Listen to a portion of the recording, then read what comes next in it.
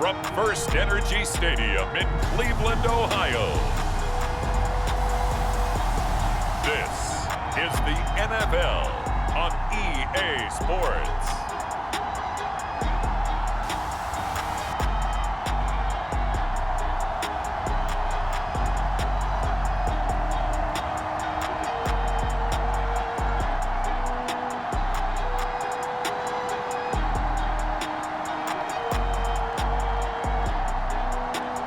We'll see Baker Mayfield and the Cleveland Browns taking on Ben Roethlisberger and the Pittsburgh Steelers. We are in the so-called rock and roll capital of the world, Cleveland, Ohio, at First Energy Stadium on the shores of Lake Erie. The folks here in Cleveland, even though all the down years, have never stopped supporting their hometown guys, and we got evidence of that a moment ago as the Browns made their entrance. They are ready to do battle with Ben Roethlisberger and the Pittsburgh Steelers.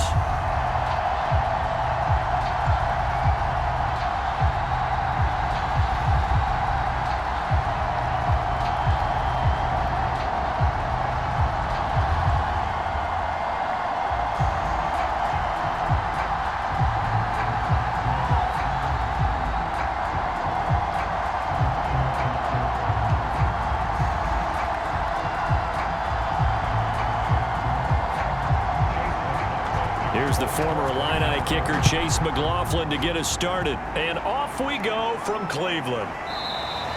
And the opening kickoff will not be returned, as that will be a touchback. Steelers here ready to go to work for the first time. And the grizzled vet, Ben Roethlisberger, bringing him out now in his 18th season in the National Football League. And it's not out of the question, it's not out of the realm at all to wonder if this might be the final season for Big Ben, either in a Steeler uniform or in the NFL period. He re-signed back in March saying, "It's my greatest honor to be a Pittsburgh Steeler and give my all for the organization." Had a big year in 2020, 33 touchdowns, just 10 interceptions, and led the Steelers to an 11-0 start. You have to think that he would love to end his career the way Peyton Manning and John Elway did, hoisting the Lombardi Trophy and heading off into the sunset. 4 yards the result on the first play from scrimmage. Second down. Well, on every play call, you realize it's not going to go for a touchdown, so a lot of your calls are setting things up for maybe later in the game, trying to establish the inside run with toughness now, hopefully get to the perimeter later, and let's face it, you could do worse than a 4-yard run on first down. Harris going to get it again on second down, and he's going to be met at the line of scrimmage and taken down. No gain on the play there, so they're left with a 3rd down and 6. As usual, the hallmark of a good run defense, linebackers making plays near the line of scrimmage. Absolutely nowhere to run there. This defense looking for an early stop. This is 3rd down and 6. From the gun, it's Roethlisberger. This is Chase Claypool on the receiving end. And he's out of bounds, able to take this one up to the 35. Able to get what they need to keep the drive going with a 6-yard pickup on 3rd down. This is a nice job of just taking what the defense is going to give you on 3rd down. You're not looking for a big play downfield. You just want to find something that can get you past the marker. They found it and were able to keep the drive moving.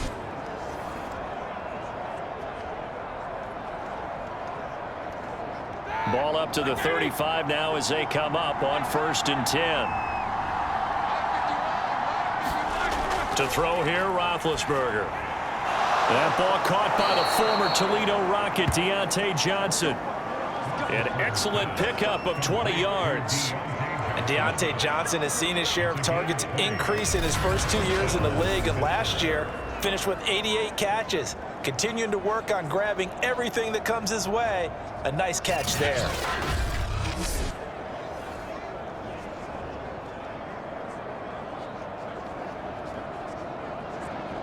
So a 1st and 10 upcoming from Browns territory now at the 45-yard line.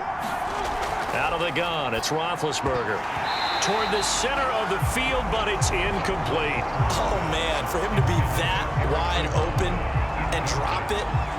Sometimes you have just too much time on your hands, right? You end up thinking way too much, and your hands get shaky. And yes, he's a tight end, but that's a catch he should have made.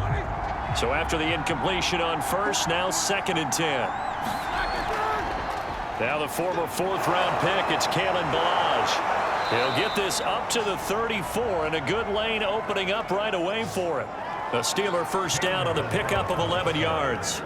How best to describe that one? I'd say right down Broadway on that run. A straight-ahead running. I think that might be something we see a lot of between the tackles today. Well, he's enjoying things so far here this afternoon. Sees a crease and bursts through it for a solid gain.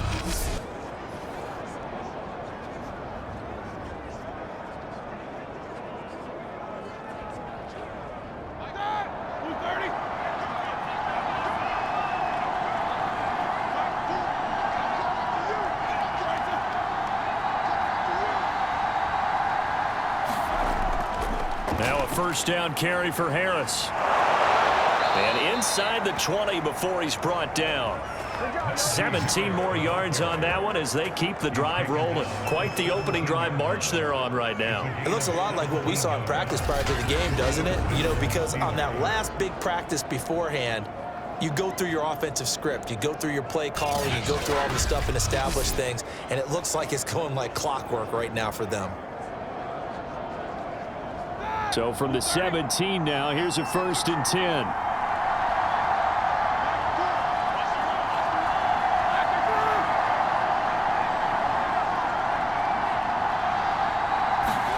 From the red zone now, they'll look to throw. And his throw's going to be incomplete. From the snap, he certainly looked like he knew where he wanted to go with the ball, but surprise, that guy was covered. So that took his attention elsewhere to no avail.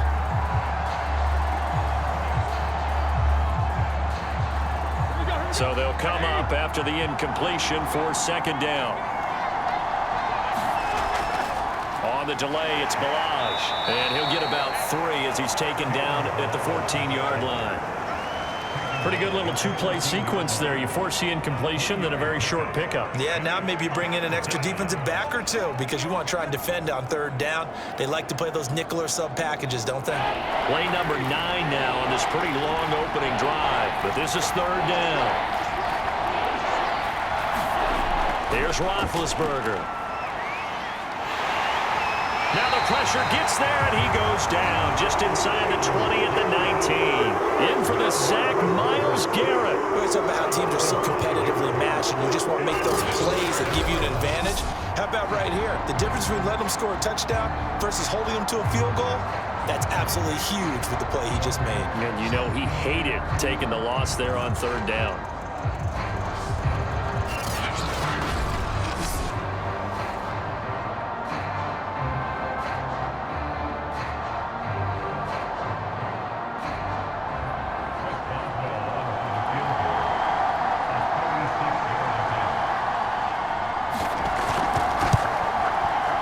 Boswell's kick is good. And the Steelers will jump out to a 3-zip lead.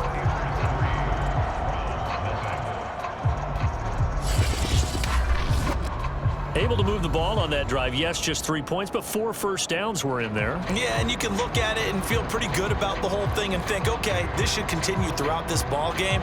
On the flip side, if you're a defender, it's almost like, whew, we only gave up 3. They moved the ball on us pretty well.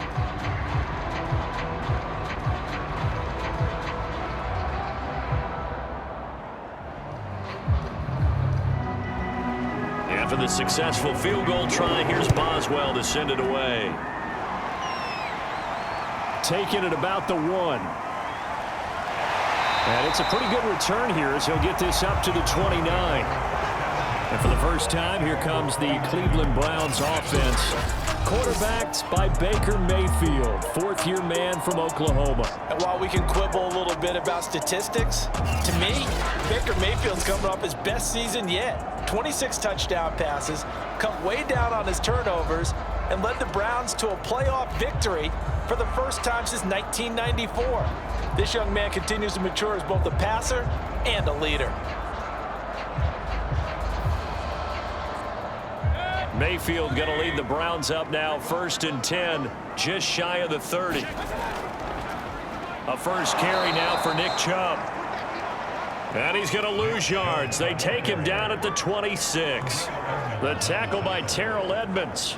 Well, it's almost football 101 that you preach to your safeties. Don't let anyone get behind you. You're the last line of defense. but he didn't let the play come to him. He went to the play.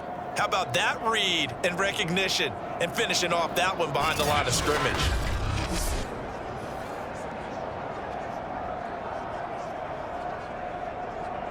So now they have to contend with 2nd and 13 after the first down run goes backwards. To throw, Mayfield. It's caught over the middle, Hooper. The reception good for 7. It's 3rd down. A nice throw there by Mayfield, a guy who really reemerged as the season and later the playoffs went on last year. What are defenses trying to do against him? Well, the first thing defenses want to do is use his emotion against him because he's such a passionate player that sometimes he comes up really hyped up and the ball might sail a little bit early. But as the game settles in, the next part is make sure you chip away at his timing, put the pressure on him so maybe his feet don't get quite set and then he's not able to be as accurate as he normally is. Buying time to his left. And Mayfield will have a first down as he's able to slide to avoid the contact there at the end of the play. A good decision in the end to pull it and run, gets him 9 yards and a first. We just saw a nice example of why teams often bring in baseball guys to teach quarterbacks how to slide in key situations. You want to protect your franchise guy. Make sure he doesn't get hurt. He did exactly that on that play. A perfect slide to avoid the big hit and pick up a first down.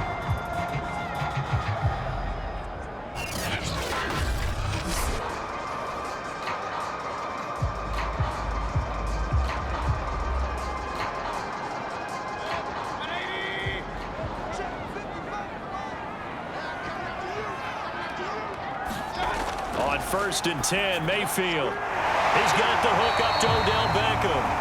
And he'll be taken down, but not before he works it past the 50. That's good for a Cleveland first down, an 11-yard pickup. And unfortunately, in 2020, Odell Beckham tore his ACL in Week 7.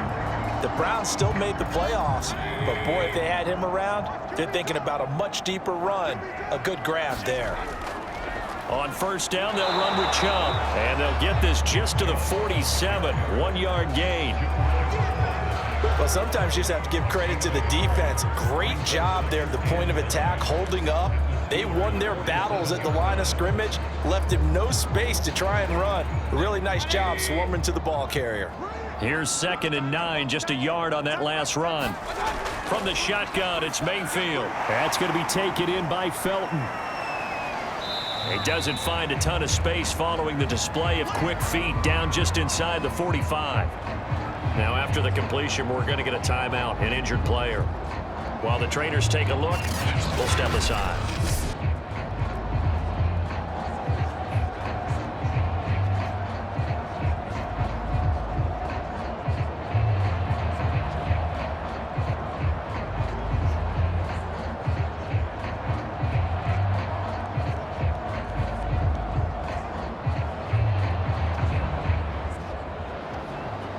And the line to gain here is the 37 on 3rd down. Mayfield to throw it. And this pass broken up. The contact well timed there, and now 4th down. Nice play there to force the incompletion. And to me, one thing's for sure. When you're the underdogs and you're playing on the road, you absolutely have to get takeaways. You've got to get the ball from them. Yeah, win that turnover battle, going to be key. They didn't get one there, but you get the feeling they keep making plays like that, they might just get a few. Yeah, once you get one, defensive teams think they come in bunches.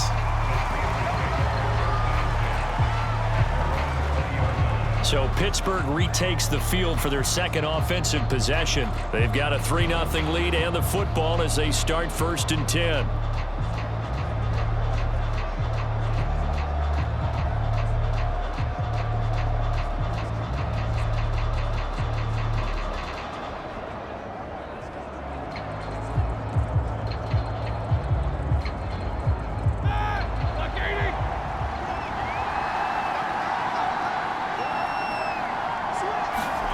Play action. Now Roethlisberger. His throw incomplete. Well, it certainly appears that they're going to try and keep getting him the football. It's the 3rd time they've looked in his direction. Unfortunately, haven't completed one yet, but I'm not sure they're going to shy away from him. They feel like they've got something there, and they want to capitalize on it. I think you're right. We're only in the 1st quarter, so a lot of opportunities ahead.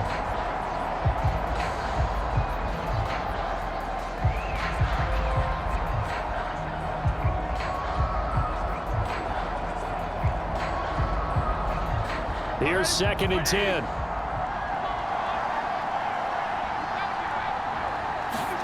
Off the play fake. Here's Roethlisberger.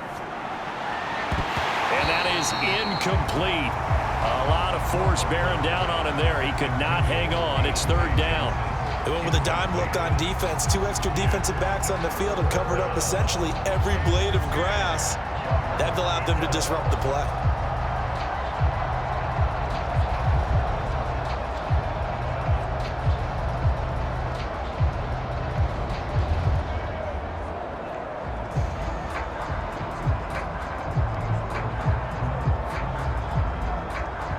So back-to-back incompletions, and that has him staring at a 3rd and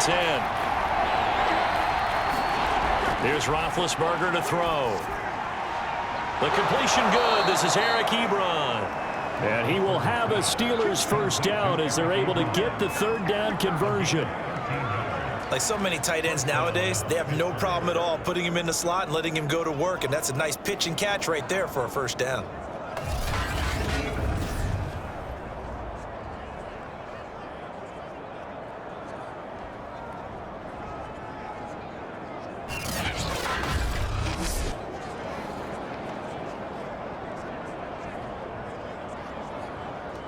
From the 32 now, here's 1st and 10.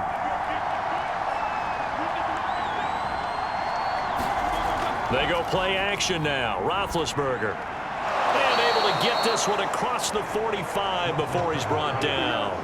Back-to-back nice gains. That one for 14 yards and another first. And 2020 was a strong draft for receivers, and the Steelers got an excellent one in the 2nd round, and Chase Claypool out of Notre Dame.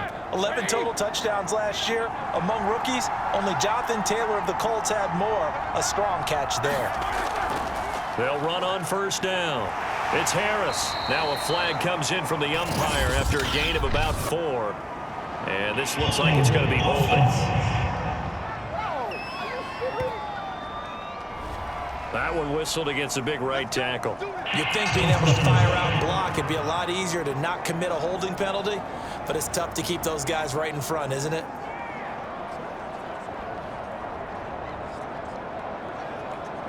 Clock rolling as we hit the midway point of this first quarter. They hand this off to Harris. 4 yards on the pickup. It'll be 2nd down. On any running play that's called, they're always hoping that it's going to break big and go the distance. But when you get a nice game like that, you're able to do so many things anyway. You can come back and run essentially the same play again, continue to move the ball on the ground, or you can decide to throw the ball now because usually you have the defense back on its heels.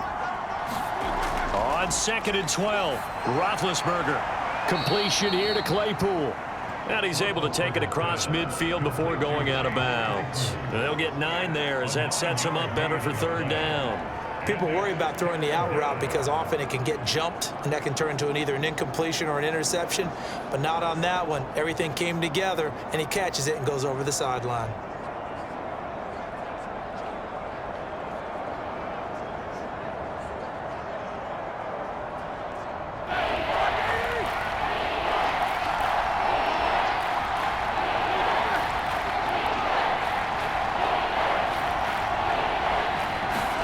Roethlisberger now to throw on 3rd down. And a throw there going to be incomplete. There is no denying they want to get him involved. That's already the 5th time that they've looked his way in this first quarter.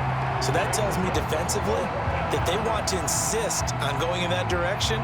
Make sure you've got your best people in the area to try and take that away. On 4th down, the rookie Presley Harvin on to punt for the Steelers, as he should be able to pin him back deep here with his first punt. Oh, and what a play on special teams here. This is going to be down inside the 5, all the way down at the 2-yard line. And he's got to be fired up about that effort. I don't think he could have walked down and placed it any better than where he ended up putting the football. That was excellent. Second drive coming up here for Cleveland as they return to the field on offense. And they will begin with, should we call it, far from ideal starting field position, their own 2-yard line. So what's your definition of ideal? The 1-yard line on the other side of the field. Yes, exactly right. So, yes, your definition is apropos in this case.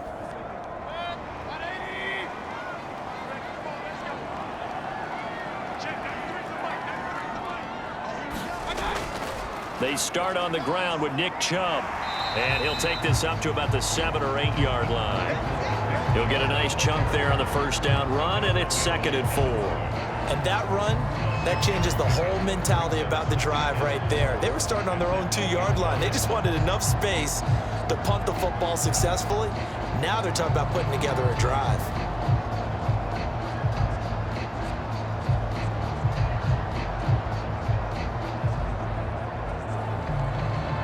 Second down at 4.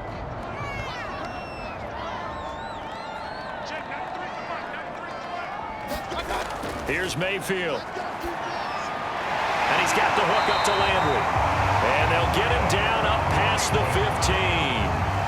Mayfield on target to Landry for a Browns first down. Jarvis Landry now in his 4th year with Cleveland, a 5-time Pro Bowler.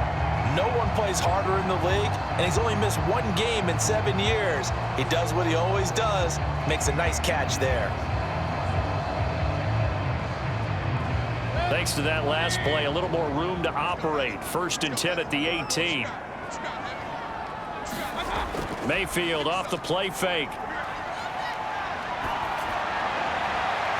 Again, he's got that man Landry. And way up past the 35 before he's taken down. Back-to-back receptions for him, and it's another first down. Well, that certainly has to feel good. It's not all the time that the play caller should get all the credit. Sometimes I think in the huddle, the quarterback just says, hey, who's going to make a play for me? I just need something right here. And the end result there, nice first down. Drive keeps moving. So here's a 1st and 10 at the 38. Now Mayfield. And finding the tight end Hooper. It'll be a pickup of 10 yards. And that'll bring up a 2nd and just about a few inches here. And coaches always harp on the quarterback reading the defense and getting it to the open man. That's good recognition there. And how about what he did after the catch? Yeah, hit your tight end, let him get some rack. Yeah, when he gets moving, not many guys want to come over and put a hit on him, do they? On 2nd and very short, Mayfield. And they're going to have themselves another first down as the tackle's made at the Steelers' 41-yard line. That'll move the sticks for the Browns, a gain of 12. And in his 2nd year in Cleveland after 4 in Atlanta, Austin Hooper always does all he can to build some rapport with his quarterback. He did it with Baker Mayfield last year, expects it to continue to rise here in 2021. Operating out of Steeler territory now. Here's 1st and 10 at the 41. Mayfield's throw complete there to Beckham. And he's going to get this inside the 30. Back-to-back nice gains. That one for 14 yards and another first. That was a nicely run slant route, and what the receiver's trying to do is make the defender think he's going upfield for a deeper route and then breaks it off, usually after about 3 to 4 steps, and cuts towards the middle of the field. And now what he's trying to do is use his body to keep the defender away from the football and get the quarterback a really nice target. He's able to get 6, a nice pickup down to the 21. A quick burst there, and he nicely bit off a pretty decent gain.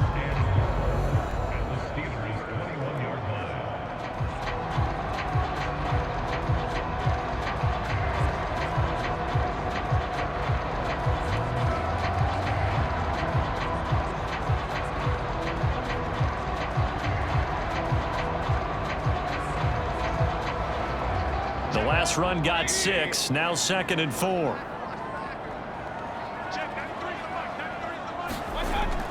Back to the ground, this time it's Chubb. And tackled down after a gain of 3, leaves him with 1 yard to go on 3rd down. And that's some good tackling there to keep him short of that yellow line. Yeah, defensively, all I'm thinking is that on that play, get me to 3rd down. Get me into a position where I can make one more play and get my defense off the field. This will be play number 8 here on the drive. It's 3rd and a yard.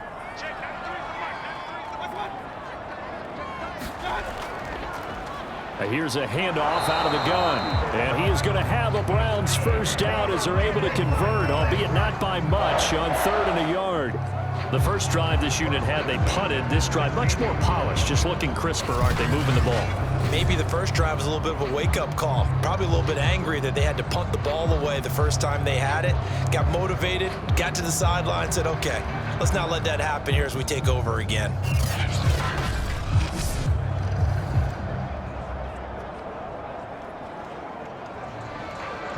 So the ball down to the 16 here for 1st and 10.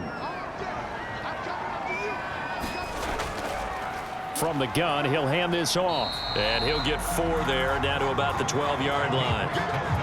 Well, that call makes sense because they've been throwing it well on this drive, and once again they show passing formation, showing the shotgun. Then they ran out of it. That's a nice play by them defensively, though, to hold it to a short gain. 6 yards left on 2nd down. Mayfield hands it off to Chubb, and he can't quite get there. Tackled down at the 1. It's a good gain of 11, sets him up 1st and goal. I hope we give enough respect to the big guys up front because they have been getting it done on this drive. The holes have been large, and they've been barreling through them, picking up 1st downs.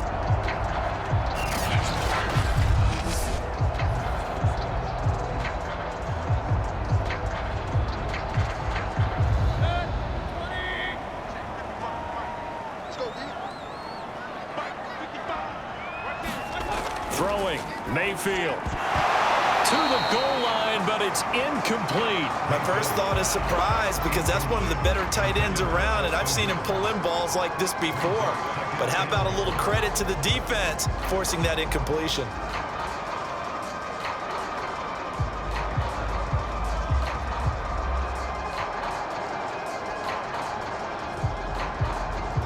The lone man in the backfield here is Chubb on 2nd and goal. Mayfield looks to throw. And he'll take it into the end zone for a Browns touchdown. Baker Mayfield punching it in from a yard away. And the Browns have taken the lead. Well, I'd have to say that for him, that was an all-encompassing drive because it was his arm that got his team down to that point, but his legs that finished the deal. Give him credit for making it happen.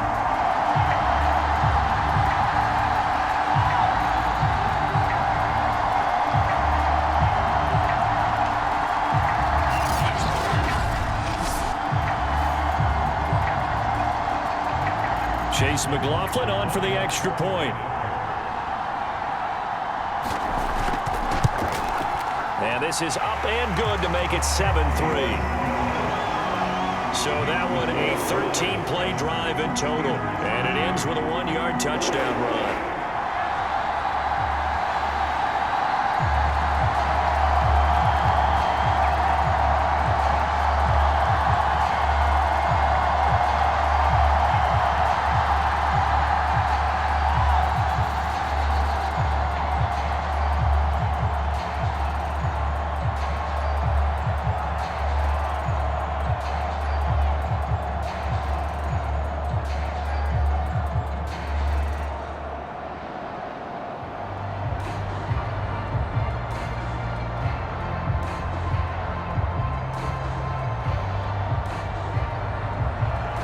Following the touchdown, here's McLaughlin to kick off.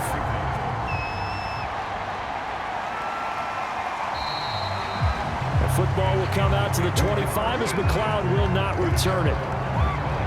Pittsburgh offense making their way back out and hoping to do better than they did their last possession when they punted the football. Appeal to the vanity of your offensive line. Tell them that they control your fate.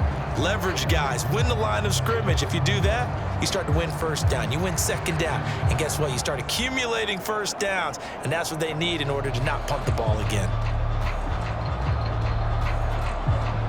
Big Ben and the Steelers with a 1st and 10 at their own 25-yard line. They'll start the drive with Harris. And he's upended after a gain of 2 out to the 27. They'd love to just strike back with a touchdown right here, and if it's a long play, so be it. But the main goal, get a couple of 1st downs, run some plays, run some clock, allow their defense to get a chance to catch their breath, settle down, and relax a little bit after they just gave up a score. From the 27, Roethlisberger, quick completion here to Johnson. And he'll be tackled right on the chalk of the 45. Second catch for him today, and it'll wind up a 1st down. Oh, that was a nice job there. Quarterback and receiver reading the pressure that was brought. They both knew it was going to open up the middle of the field. Nice little shake and bake at the line of scrimmage, got right into his route, and the quarterback hit him in stride, and he was able to run free after the catch.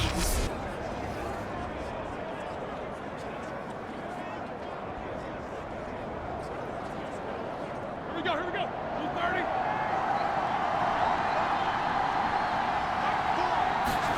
Throwing now, Roethlisberger on first down. Oh, he was hit as he threw it there, and that one winds up incomplete. They're bringing a lot of pressure here already in the first quarter. Already sacked him once. Now they get in there and knock another one away. You think maybe that Tucker rule being gone makes defenses a lot bolder? Yes, indeed. That time, lucky that the arm was going forward, incomplete pass.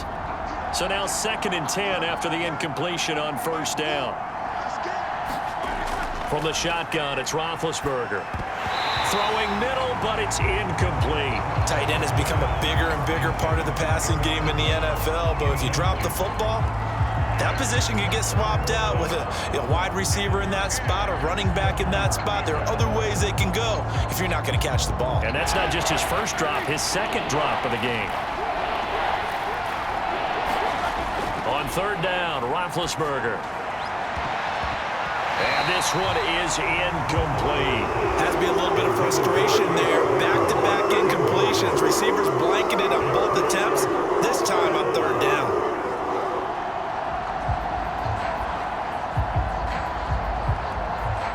The Steelers send out their punter now, as he'll punt it away for the second time. His first punt, 45 yards. This looks good as well. And did they keep it in? They did. They kept it in. It's down close to the goal line at the 1-yard line. You rarely call your punter a weapon, but he certainly was there. How about that? Pinning him down at the 1-yard line and helping out the defense in a big way. I'm telling you what, if I'm a defensive coordinator, I might be thinking safety right now. And now the Browns coming out on the field. They scored a touchdown the last time they had the football, but things going to be a little bit more difficult this time. Oh, certainly, because where they're starting, the goal isn't even thinking about a touchdown at this point. They're thinking about field position, a couple of first downs in order to give some room for their punter and maybe flip the field position for their defense. They begin this drive with Chubb. And he'll get him a little bit of breathing room across the 5 to the 6-yard line. Give him 5 on the carry there, and it'll be second down. But both teams practice this situation, and this time the guys on offense won, and in a very nice way. What a run from that position on their own goal line. Gave him some good breathing room. I wonder now, do you still stack the line of scrimmage, or do you play normal defense? They may have backed him off with that run.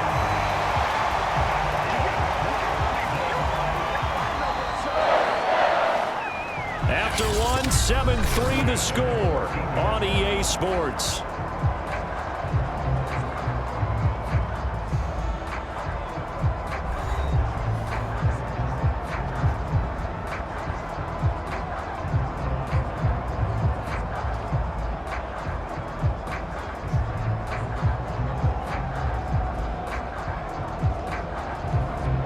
So still backed up, but the situation not as dire now. 1st and 10 at the 14. Mayfield. So a loss of 5, and it'll be second down.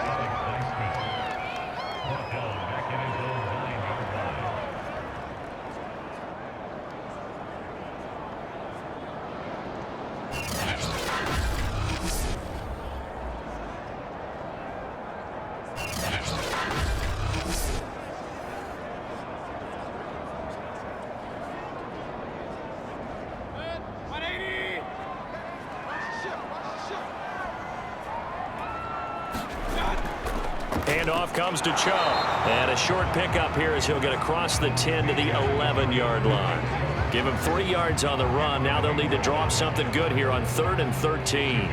I do know from experience that when you slow down someone's running game, you're now doing the dictating on defense. And guess what? Now you're getting ready to tee off on their quarterback because they have to throw it all the time.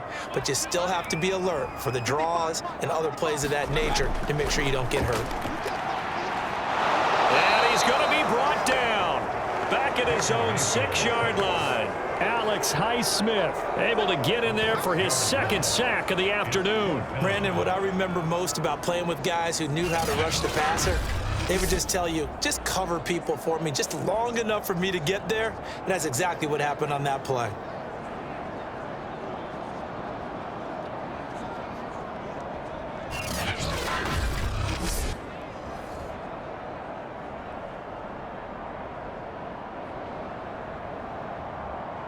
Here's Jamie Gillen now as he'll kick it away for the second time.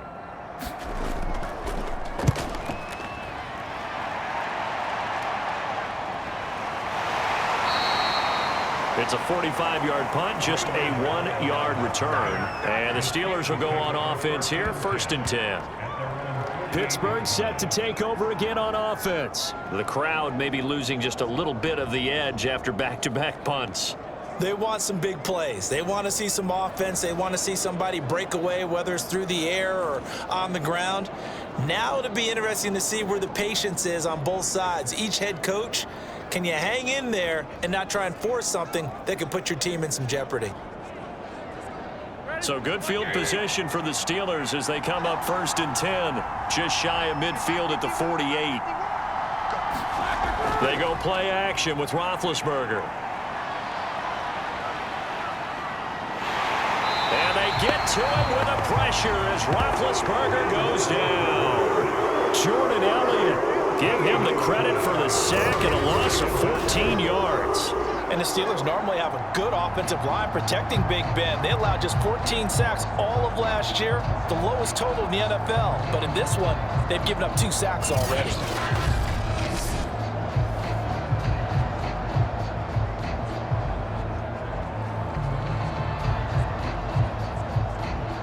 So after the sack, a scenario you certainly don't work on too often. 2nd and 24. Another try after the first down sack. Roethlisberger. And he'll be out of bounds after getting this one across the 40.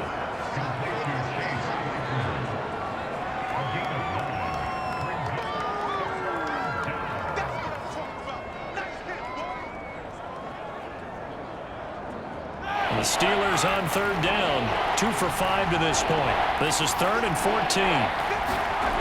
Now Roethlisberger to throw. And that is incomplete. The passing game not in sync here early. And now it's 4th down. Well, this first half has not gone according to plan so far offensively or even defensively for that matter. They could use a big-time spark somewhere, but it's not going to come on this drive as they have to punt this one away. The Steelers send out their punter now as he's on here to punt it away.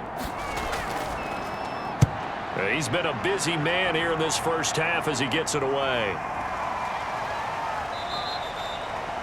And no one there to stop it. Hits at the 8, but it carries all the way into the end zone for a touchback. There's Baker Mayfield as he and the Browns offense comes back out. They've got the lead. He's a big reason why. Looking sharp so far. And as we travel around the league, we see quarterbacks get it done in a variety of ways. But today's NFL does tell us one thing. If that guy doesn't play well, their team's not going to win. And right now, he's got his team in the lead. And now they'll look to extend that lead. Mayfield going to lead the Browns up now, 1st and 10 at their own 20-yard line. Mayfield now. Got a man, that's Rashard Higgins. And he's got it past the 30 before he's hit and dropped. Solid way to start the drive. 13 yards, picking up the first. You can see the time and effort and thought that they put into their passing game because it was evident right there. It looks like a simple pitch and catch, but you and I both know that they have planned for this and worked hard to make it happen. So they'll come up 1st and 10 now from the 33.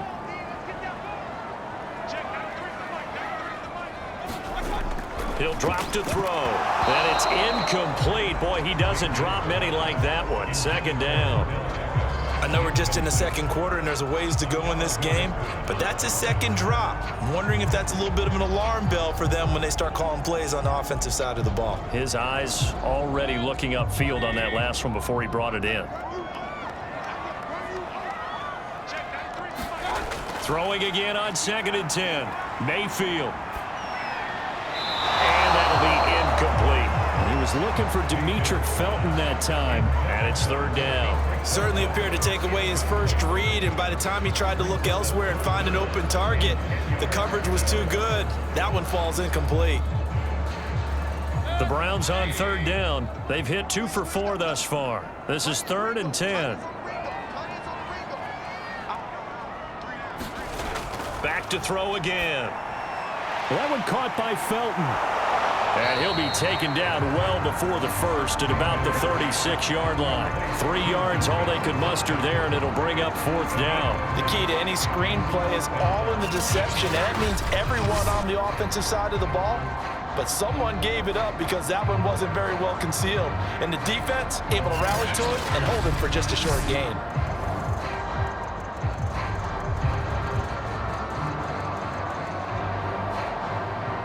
Here's Jamie Gillen now as he's on to punt for Cleveland.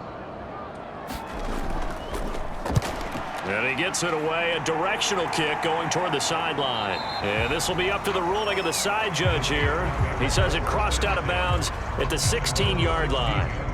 And Pittsburgh getting set to take the field. Now, if you're a fan of punting, and I know that not many people are, but this game kind of turning into one for you. Well, it's okay if it's a skills contest, right? We're really into it then, but not during the course of an actual game. This has turned into a field position game, though. Sometimes the better punter may actually determine the outcome.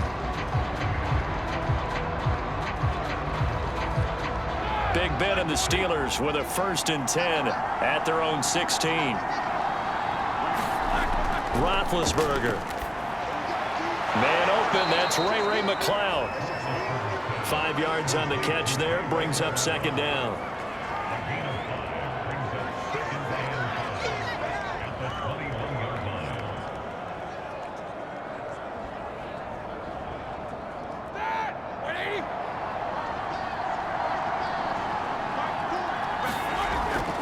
On the give, this is Harris.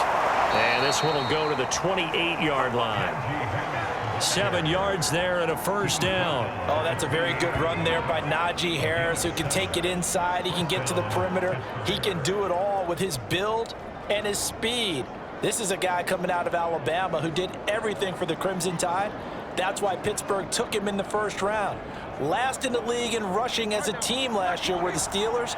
They're expecting Harris to kickstart their running game. 1st down, and they go back to Harris. And he'll just plow right into a host of tacklers.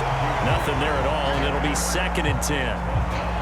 And as a defensive end, getting off the ball quickly, swarming to the football, making a tackle, that's what we saw right there. Yeah, and that's what their job is. And really, a lot of the time, they have to throttle back a little bit in the run game because you know those defensive ends, they're like in a sprinter stance. They're just headed straight for the quarterback. That was good recognition on that play to hold them to no gain. Roethlisberger going to get that to Ebron. He'll be hit down at the 33, 5 yards on the play.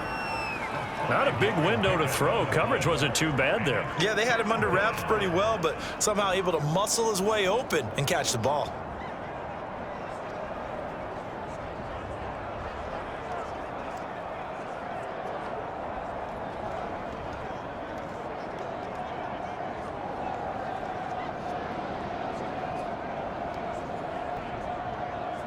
The Steelers on 3rd down. They've converted just 2 for 6 thus far. This will be 3rd and 5. Now Roethlisberger. And they get to him with a pressure as Roethlisberger goes down. Myles Garrett picks up his 2nd sack of the afternoon. These sacks now, they're starting to pile up, Charles. And that front 7 defensively, they've had their way with this offensive line. And I think at this stage, we have to start thinking about different play calls. We've got to start helping this quarterback out because the entire game he's been under siege. I don't care what the down and distance. They've got to get the ball out of his hands a lot quicker.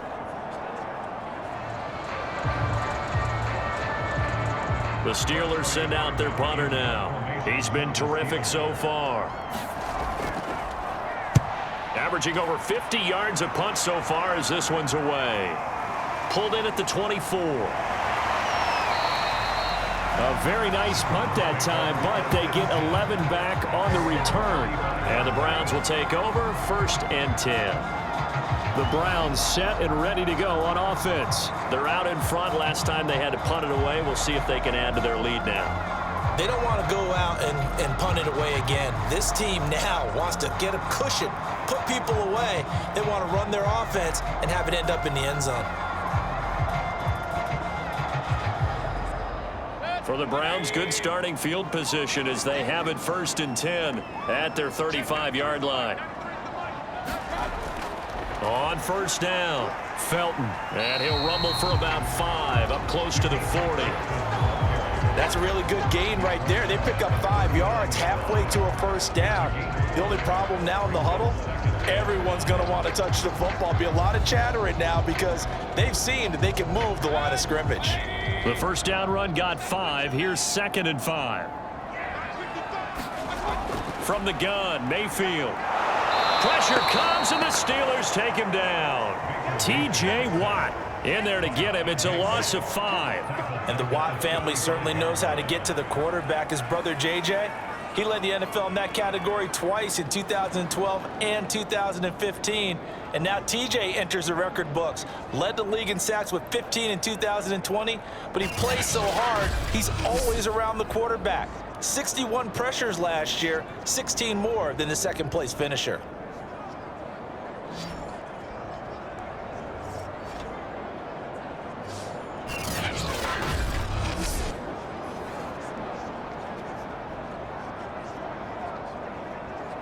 Mayfield in this Browns offense staring at a 3rd and long now after the sack.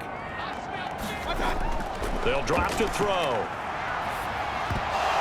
And he's unable to haul it in, so it falls incomplete over the middle 3rd of the field, and that brings up 4th. It looked like they had something there, but I think that he was thinking about running with the football before he actually hauled it in, and that led to a big drop. Here's Jamie Gillen now as he'll punt it away for the 4th time today.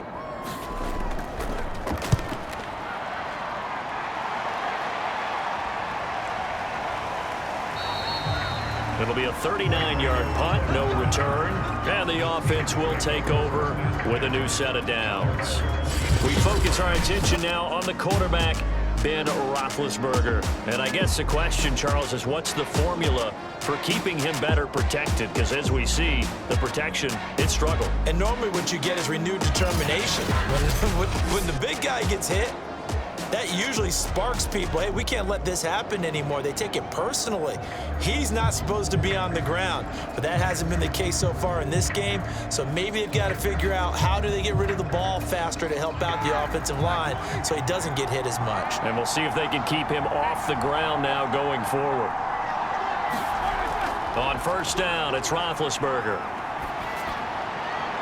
And his throw's going to be incomplete. All right, need you to check my eyes here. This entire unit defensively, I think, has looked really strong in the 1st half, especially in the secondary. They've been cohesive, fast to the football. We just saw another example arriving there to help knock that one away.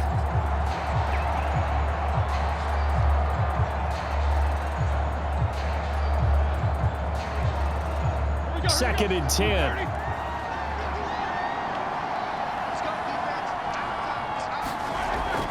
They'll run here with Balaj. And not much there.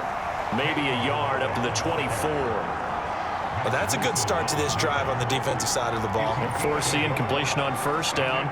Then you're able to shut down the running play on 2nd. Yeah, I wouldn't be surprised now. A little bit of pressure going at the quarterback in an expected passing situation. These guys have punted 4 times already, and they're staring at a 5th, barring a conversion here on 3rd down. Now it's Roethlisberger. This one into the hands of the running back, Balaj. And he'll get this up past the 25 before he's out of bounds. He did his best to just get 4 out of that, but not enough. And now 4th down. The Steelers send out their punter now as he's on for the 5th time here today. And he deserves a bronze leg as he gets this one away. Call that an even 50 yards on the punt with 7 on the return. And out will come the offense as they take over. Now the Browns offense, they get ready to head back onto the field. And right now these guys, they're shuffling a little bit, maybe doubting, because 3 straight drives have ended with them punting the football away. Yeah, so you start pointing fingers at each other a little bit, asking a lot of questions. What are you seeing? What are you getting? Maybe trying to narrow down your playbook a little bit and maybe get simpler rather than more complex in order to try and fashion together a drive. Mayfield going to lead the Browns up now, 1st and 10 at their own 27. Hands it off out of the gun. And he'll take this up near the 35, maybe the 34. Just what you want on a 1st down run. Call it 8 yards, and it's 2nd and 2. First play of the drive, let's give credit all around. Excellent blocking, but the guy carrying the ball, he was the finisher. A really nice run. 8 yards the gain on that last run. Here's 2nd and a couple. Working out of the gun, Mayfield. Open man is Higgins. And brought down, but not before reaching the 45-yard line. Second catch for him today, and it'll wind up a 1st down. But one of the ways the quarterbacks keep all the receivers alive in a play, never lock in on any one guy. Make sure you keep your eyes moving, scan the field. And here he finds the open guy for a nice pickup. Back-to-back good plays have him on the move on 1st down. And they'll run on the inside handoff. Credit him with a 1-yard gain there to make it 2nd and 9. Well done to sniff that out defensively. He had it diagnosed pretty quickly. I love that description because diagnosed is perfect on that one. Read his keys, made the play, and he couldn't even get going moving the football.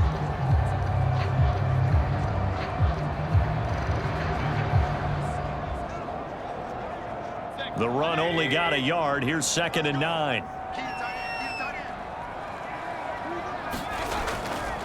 From the gun, they'll try to run it. And not able to break away this time as they're going to stop him right around the line of scrimmage. They wind up losing a couple there, so they go behind the original line of scrimmage, and now 3rd and 11 coming up. Sometimes you just sit back and marvel at what he can do defensively. Speed, strength, quickness, he's the whole package, and that package just wrapped up the runner for a loss.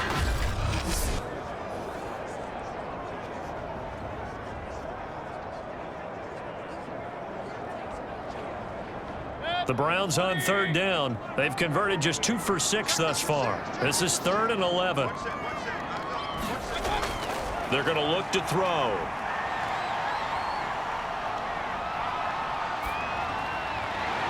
He completes it to Beckham. And he is going to have the Browns 1st down as they're able to get the 3rd down conversion.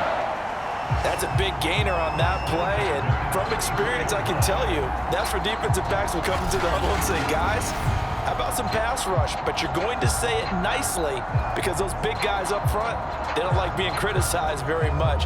Quarterbacks in this league, you know they'll pick you apart if you give them time like that to find receivers downfield.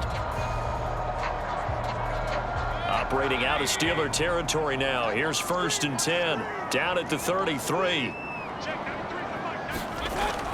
They'll run on 1st down. Felton, and brought down, but not before they're inside the 25.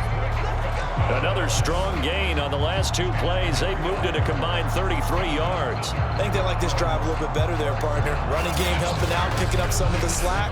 Because remember the last drive, they went 3 and out.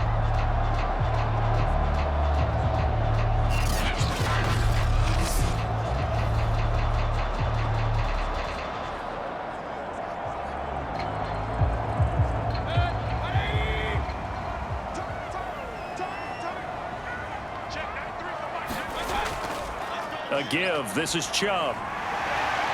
And he'll take it down here just shy of the 15 at the 16-yard line. It's a 6-yard pickup, but it gets him to 2nd and 4. That's a strong pickup right there on 1st down. And as this drive goes on, we're seeing an offensive line and running game imposing its will. 6 yards on that last play. Here's 2nd and 4.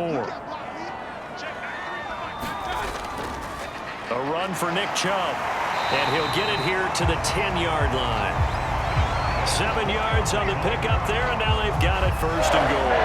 And there we saw one of the downsides of blitzing during a rundown, because sometimes you get out of your gaps. You don't fit the run quite as well because you're headed towards the ball carrier with abandon.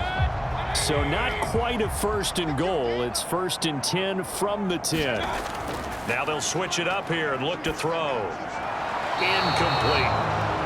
A great job defensively taking away his receivers, and he was forced to put that one into Lake Erie, but that's what good quarterbacks do. They don't take unnecessary chances if they don't have to. They'll go again here from the 10-yard line on 2nd and goal. Back to throw. Quick hitter here, it's complete. And just shy of the goal line as he's out of bounds right at the 1. Able to get 9 out of that pitch and catch, but now 3rd and goal. I know the halftime's approaching, but I don't think he's going to want to take a break. That's his 5th catch. Yeah, they've really been targeting the tight end. This offense so far on 3rd down, 3 for 7 so far in this game. This is 3rd and goal. Chubb will score. Touchdown, Cleveland. But they decided to run it in and got it done on 3rd and goal. A lot of times that's a passing play. And the kicker just has to come out for the PAT. He can breathe a sigh of relief as well, right? Although I don't know if he's really breathing a sigh of relief. I think he likes to put 3 points on his ledger.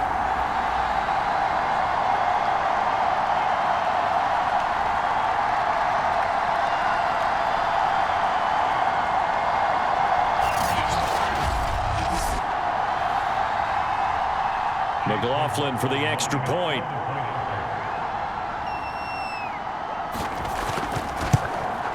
And this one's right through to make it a 14-3 ball game.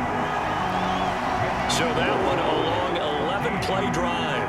And Nick Chubb the one to finish it off as he does so with a touchdown run.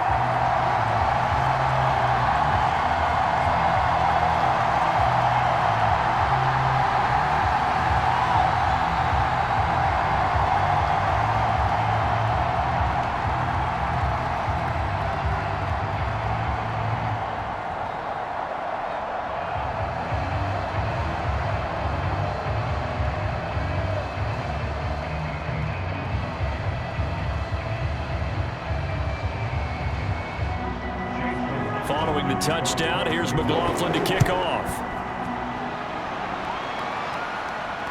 Ray McLeod to return. And he'll get it up past the 20 to about the 22.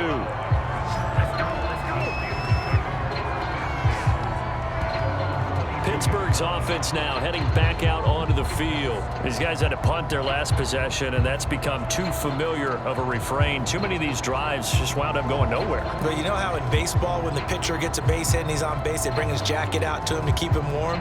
A lot of times the punter goes to the sideline, puts on sweatpants or a wrap over his leg to keep it warm. He might need a massage from the trainer right now from all the work he's getting. Big Ben and the Steelers with a 1st and 10 at their own 22.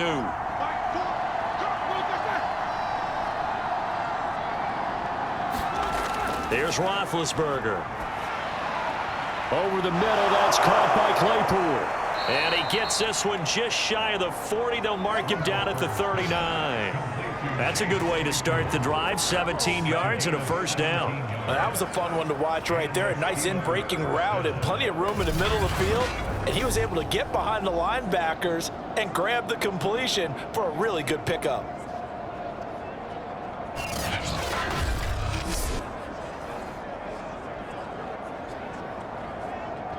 From up near the 40 now after the big play to start. Here's another 1st and 10.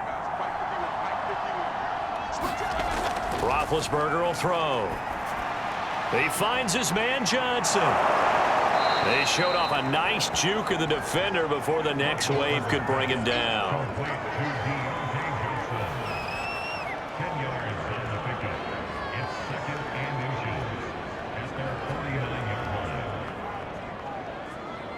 A good gain on 1st has him set up with 2nd and just a couple of inches now from the 29. They run the counter. It's Harris. And this time they were waiting for him as he'll be knocked out before he can get back to the line of scrimmage. He lost 2 there, and it's 3rd down. With his size, he's a tough man to bring down, but they do a nice job there stopping his progress and not allowing him to get back to the line of scrimmage.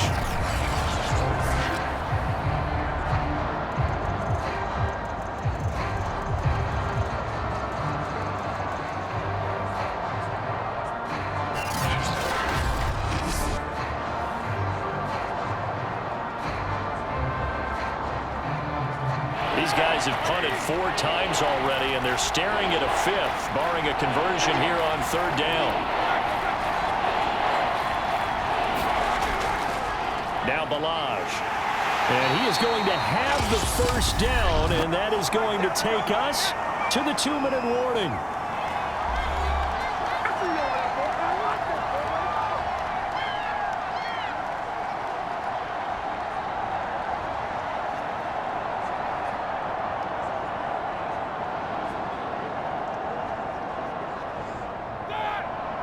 A reminder, coming up at halftime, Jonathan Coachman will join us from Orlando with our halftime report. But business to take care of before we get there. A 2-minute drill before the coach's 2-minute drill. And this will be stopped at the 44. That one good for 7 yards. I know exactly what's going to be said about that play from the defensive perspective. What's that? That's why I tell all you guys we need more than one tackler to the ball. He broke the first tackle. Luckily enough, there were more people there to get him down. Throwing again on 2nd down. Roethlisberger. That was a route run not just with dexterity, but with intelligence. Found the hole in the zone, made sure the quarterback saw him, and was able to make the sure catch and flip the down marker back to 1. A 1st and 10 here, and you know, if they could just get 3 out of this, something about whittling it to a 1-score game at half that might provide a psychological boost. He gets this one to Johnson. And they're able to get this one past the 30 down to the 25. Now the Steelers use the first of their 3 timeouts as they'll stop it with just over a minute to go before halftime.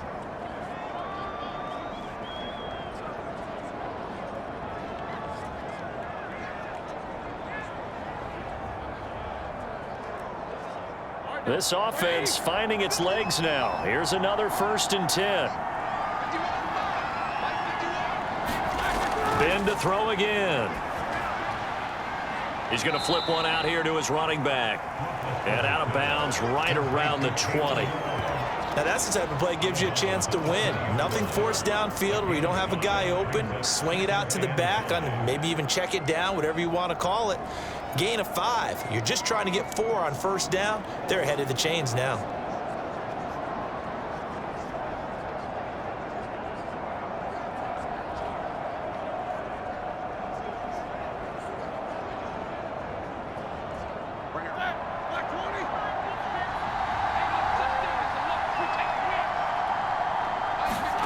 Looking to throw again on 2nd down. Roethlisberger. Down here in the red zone, you know your tight end's going to be a favorite target. Couldn't hang on. And sometimes they just have to get out of their own head because they understand how tight windows are there and how many bodies are there. And sometimes they just overthink it and don't catch the ball.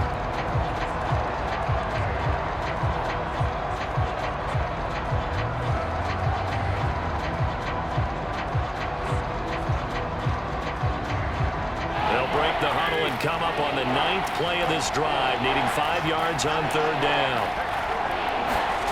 Now Roethlisberger.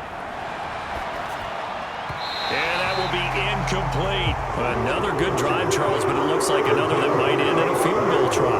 They've made some nice plays. They've given themselves opportunities, but as you noted, another field goal attempt coming up. And that's not how they want to end drives. They've got to figure out what's the final touch that they need to push it across the goal line. Yeah, still yet to find the end zone. Boswell's kick is good. And a second field goal here cuts their deficit to 14-6 now.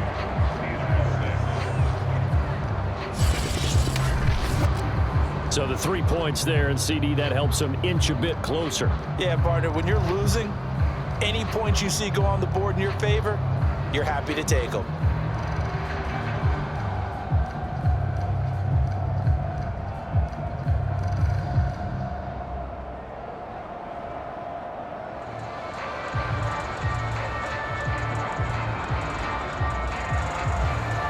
After the successful field goal try, here's Boswell to send it away. And it'll come out to the 25 as he will not attempt to return. Now Nick Chubb of the Browns gets set for their next possession. He's over 40 yards here in the second quarter. Been nice and effective for them, hasn't he? He has definitely been dependable, and really shouldn't underestimate what he's getting done here, because anytime you're on a pace that's going to approach 100 yards, you've really done some damage in an NFL game. And now he's looking just to add to his totals.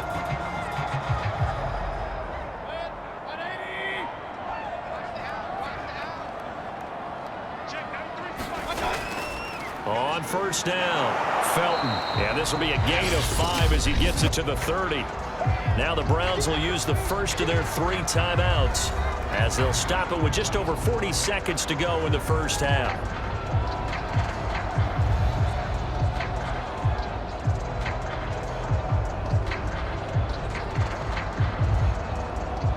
Second and 5.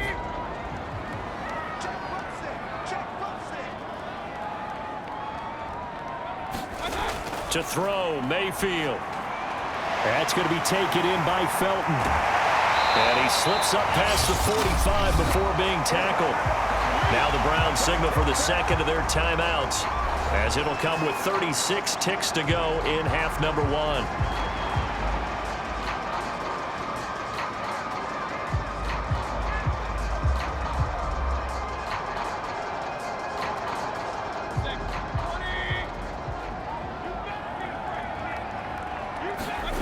First down, Mayfield. Forced out to his left. And he'll protect himself at the end here as he winds up getting pretty decent yardage. Nice work to get 7 out of that, and it's second down. Partner, he was going through his progressions. Not there, not there. After about the third one, he decided he better pull it down and run for it. And he slides down and avoids the hit for good measure. The Browns will quickly use their third and final timeout, as the clock will stop with 21 seconds to go here in the first half.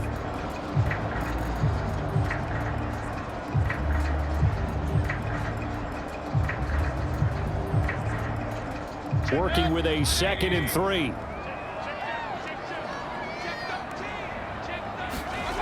From the shotgun, it's Mayfield. Caught left side, it's Beckham. And he'll be out just a yard or 2 shy of the 30. The Browns passing game finding its stride. They've got another first down. So many times in my career I've heard coaches talk about completions are one thing, but as long as we're there at the catch and we get guys on the ground, we can live with that. But if you're going to give up 10, 12, 15 yards after the catch, then your defense is going to be in a lot of trouble.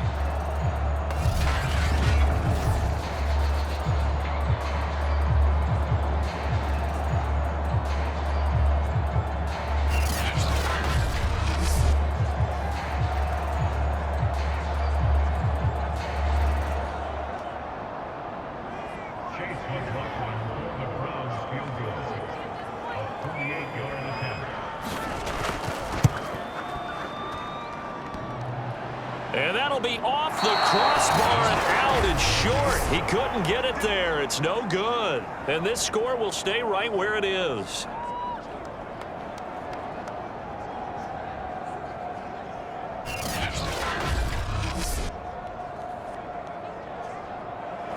Well, he had that one on target. That's half the battle. The other half of the battle, however, is distance. And he nearly had that too, but it was the crossbar that said otherwise, and that'll deny him a shot at 3.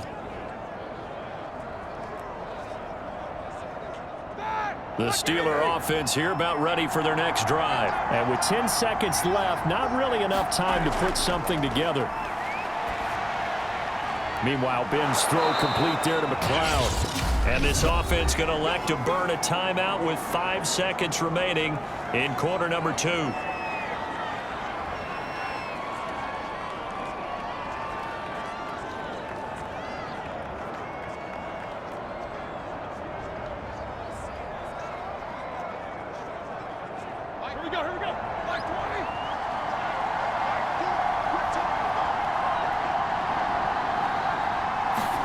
Final play of the half. It's Roethlisberger. And this will be incomplete. 1 second left to go. To this point, I've been impressed with the work defensively. They have not allowed a lot of receivers to run free. And there's another example, another incompletion.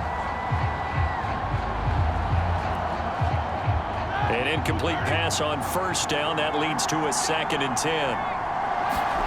They'll throw now on the final play. Looking deep here for Ebron. And that will be incomplete.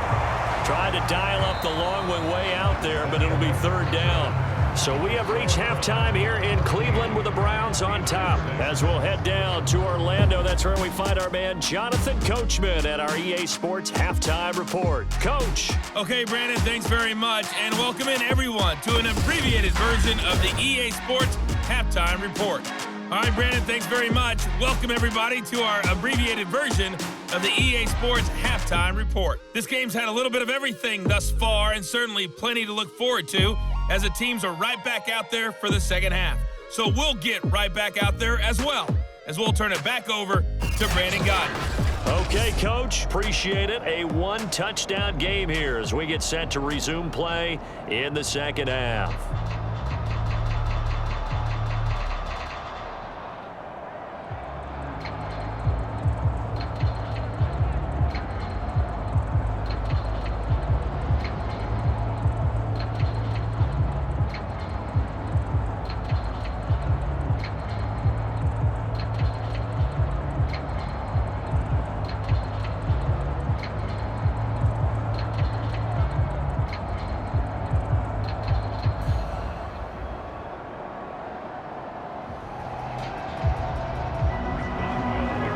Are going to get the second half kickoff, and they've got this lead as well as we are back and underway.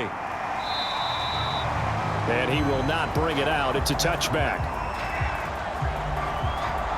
As the offense comes out, we put our Madden spotlight on Baker Mayfield. And maybe he's starting to wave the white flag a little bit. He's playing pretty well, but the pressure, it's got to him. Has to find a way to step around it, step through it, or just handle it. Because as you mentioned, he's having a pretty good day overall. Just the hits keep coming and taking those sacks. That's not the way that they want to finish a ball game with their quarterback on the ground so much. He'd like to stay upright. When he's been upright, he's been pretty good. The Browns drive about to get started. And they've got the lead. CD, what do you think the message was at halftime? I don't think the message was too drastic, I think, at the half, or that they need to change things too much. I do think the offensive line could play a little bit better. And I think they'll try and help them out more. They'll probably keep a tight end in a few more times and maybe add a running back to the formation and pick up those pass rushers, because they probably allowed a few too many sacks for comfort in the first half.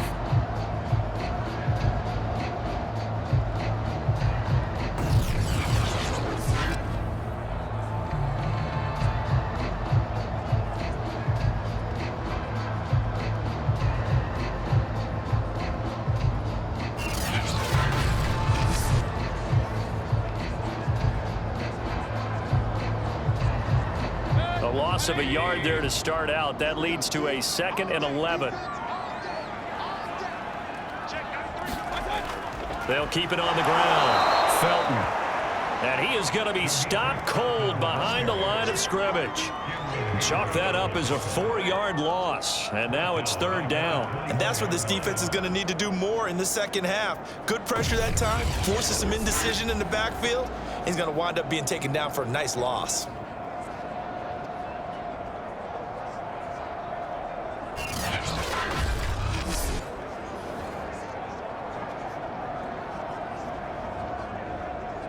So time to start going in the other direction as they come up now 3rd and long.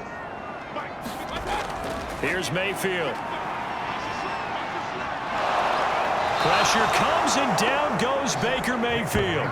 Alex Highsmith giving him once again his 3rd sack of the afternoon. Well, partner, we know they came out of the locker room down on the scoreboard, but I will guarantee you the defensive side of the ball got super emotional. They can come out and play with aggressiveness, with fury, because they don't have to be quite as precise, and it paid off for them on that play, didn't it? Sure did. Excellent play, really setting the tone for this 3rd quarter.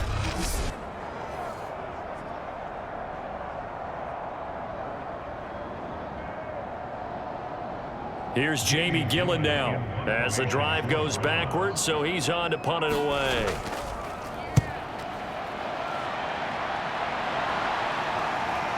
Here's McLeod on the return. Boy, shifts past him. And that'll be a return of 12 following a very nice punt. And possession will switch hands, 1st and 10.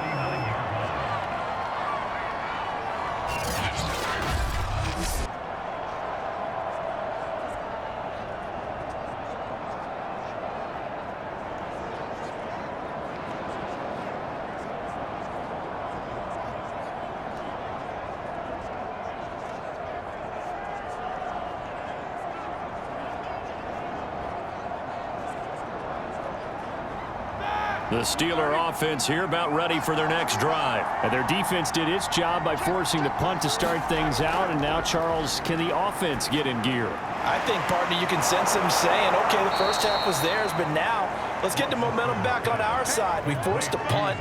Now let's go downfield and score. If we do that, we'll be set up well for this second half.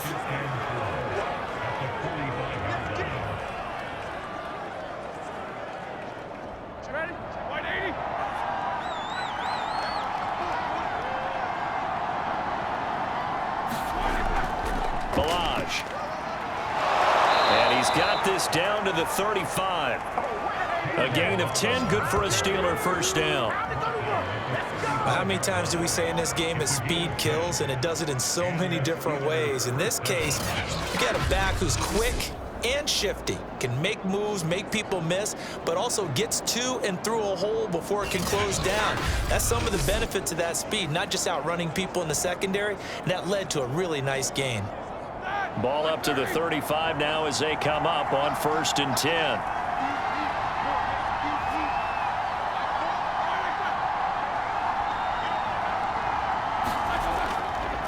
They run with Harris. And he's going to take this ahead for right around 3 yards, but no more than that. 2nd down. Yeah, I don't know if it's exactly a win-win, but if you're on offense, you'll take that kind of a run, all right? It was kind of stacked up, found a little bit of yardage, and frankly, they're pretty close to staying on schedule on offense. The playbook is still open for the coordinator.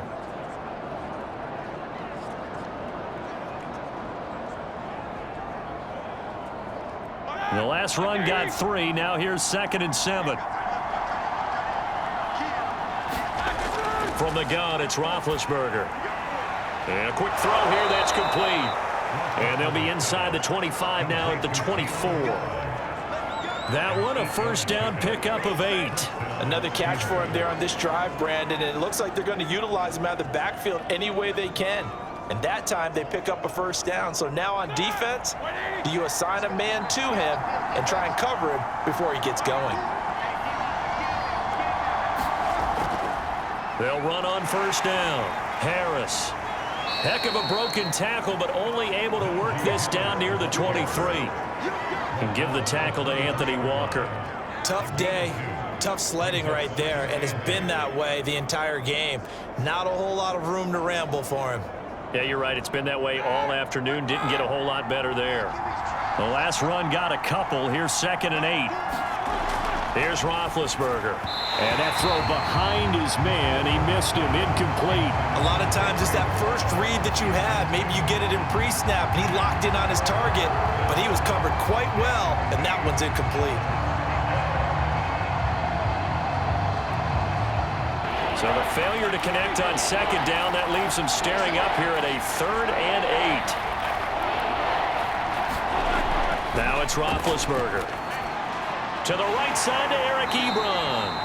And he will have a Steelers first down as they're able to get the 3rd down conversion. 5th catch of the game for him there. Yeah, and the tight end position is now becoming a volume pass catcher. It used to be occasional, right? Safety valve. Throw one to him every so often, but mainly they want him out there to block. Nowadays, an integral part of the passing game, and they create such great mismatches that they often become the leading receiver. Here's a 1st and 10 at the 14-yard line.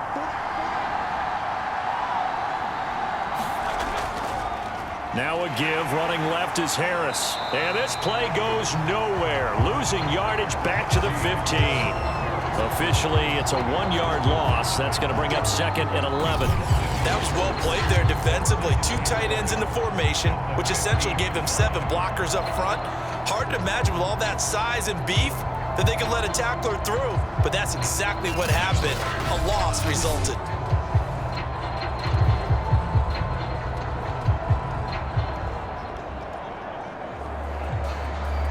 Looking at a 2nd and 11 now after the loss.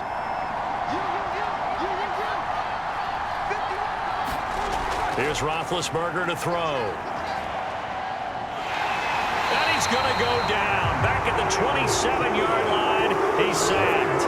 Myles Garrett able to disrupt yet another pass play. That is his 3rd sack of the afternoon. But enough takes to start to have a good drive. Quite like a big loss on a sack, does it? Now they're looking at a 3rd and long, and suddenly the momentum shifted to the other side of the football. And old Mo is a very, very fickle man.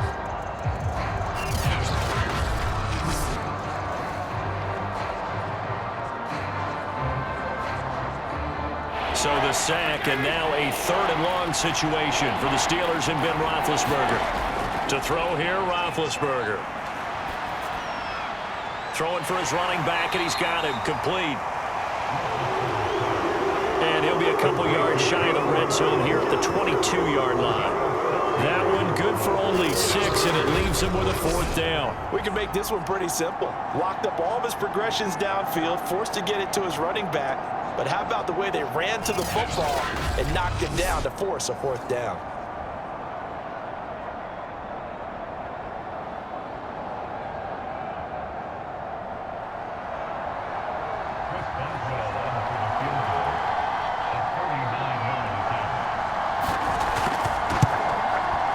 And Boswell's kick is good. And that'll get the lead down to 5. So it's a 3rd field goal for him now. He's accounted for all 9 points. I look down to the sideline, though. You can just tell they weren't too happy for 3. They wanted 6. So they have to have 6. Look, he's keeping them afloat, but they really need to do exactly what you talked about. They need to get into the end zone and score some touchdowns. Otherwise, he's going to have to kick a lot more field goals than just the 3 he's already put through the posts.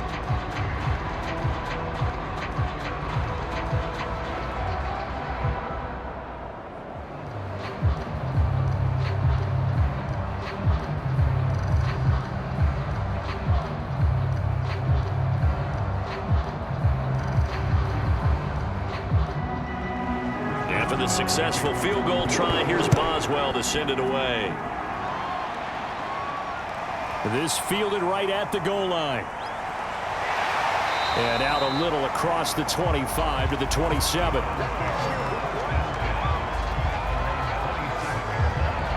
And now Cleveland geared up to take the field. And a tight game after punting last time. See if they can get something going on this drive. As they head to the field now, with the game this close, you've got to feel there's a sense of urgency for them going on offense right now. But they have to do it without letting panic creep in and affect their play. Mayfield going to lead the Browns up now, 1st and 10 at their own 27. Now Mayfield. And finding the tight end Hooper. 7 yards, the pickup there. Nice rhythm throw there on 1st down. He located his tight end, made it a nice easy pitch and catch. Hoping he could break a tackle or two. Wasn't able to do that there, but still good yardage.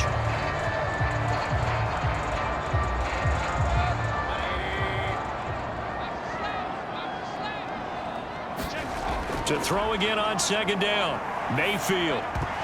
Throwing over the middle, and it's incomplete. But plain and simple, that's the 2nd time today that he's dropped a pass. And that one, I think, maybe even a little easier than the earlier one that he dropped. Surprising. Was this game announced as a night game prior to, and maybe his rhythm is just off? He's got thrown off. He's going to have to wake up, enjoy the sunshine, and go play.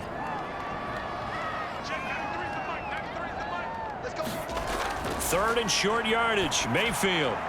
This one complete into the hands of Higgins. And he is going to have a Browns 1st down as they're able to get the 3rd down conversion.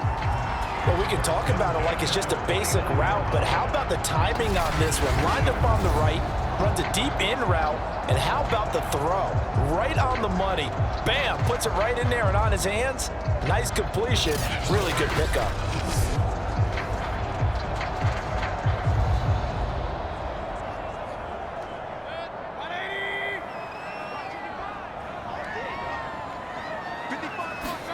On 1st and 10, Mayfield. Pressure comes and down goes Baker Mayfield. T.J. Watt able to get in there for his 2nd sack of the afternoon. Like how they've started the 3rd quarter here. They force a punt on the 1st drive, and after this sack, it looks like they'll be forcing another one as well. Absolutely. Maybe got their 2nd win coming out of the locker room.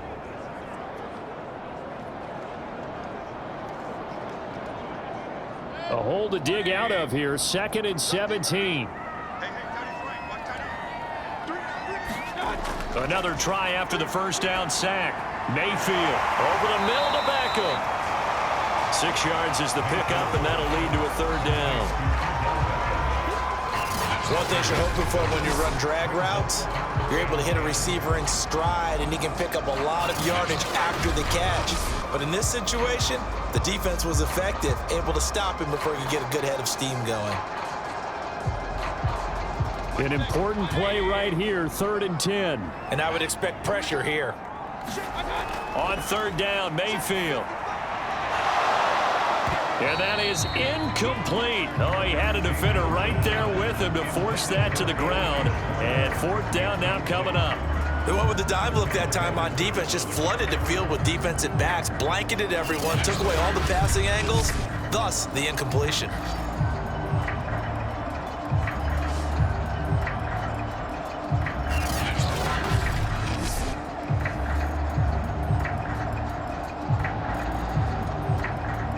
Here's Jamie Gillen now as they're forced to kick for the 6th time today. There, this punt will go out of bounds. I think it'll be inside the 25, and it will. Right at the 24-yard line is where they'll spot it. Pittsburgh offense making their way back out. And after the field goal last time, we'll see what they can get here. At least they got points out of the last drive, Charles. I never met an offensive coach that didn't want to drive to end with a kick. Most of them wanted to end with a PAT, right? In this case, a field goal, they'll take it. Way better than the alternative, which is a punt. Yeah, but you've met fan bases that wanted that, that weren't happy with that field goal. I haven't met a fan base yet that wants to drive to end with a kick, other than the extra point. That's it. They turn to Harris to begin the drive.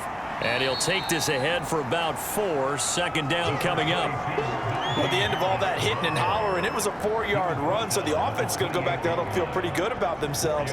Defensively, you have to feel okay because you didn't let it turn into a bigger run, but the goal, shut it down for 2 yards or less. That's when you start to feel good about yourselves. To throw on 2nd and 6. Roethlisberger complete. It's Johnson. And he gets this one just shy of the 40, down at the 39. They call his number again. It's his 6th catch and a 1st down. They sure put the coverage guys in a stress on that one. They thought they were going deep. Ends up curling inside for a nice chunk of yardage. So from the 39 now, they'll come up on a 1st and 10. From the shotgun, it's Roethlisberger. Ebron caught left side. A good pickup there. 8 yards on the 1st down completion. It certainly feels like there are more stars at the tight end position than there were even 10 years ago. And I think it's become more of a glamour position because of the ways it can hurt a defense, and guys want to be involved. They can be in line, close to the line of scrimmage. They can split out like receivers.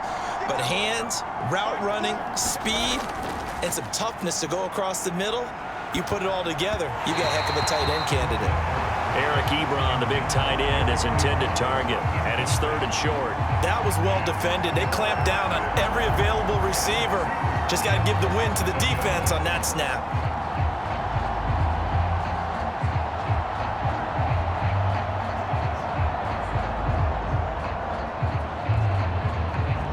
These guys have punted 4 times already, and they're staring at a 5th, barring a conversion here on 3rd down. They run it with Balaj. And for the moment, this will be a 1st down.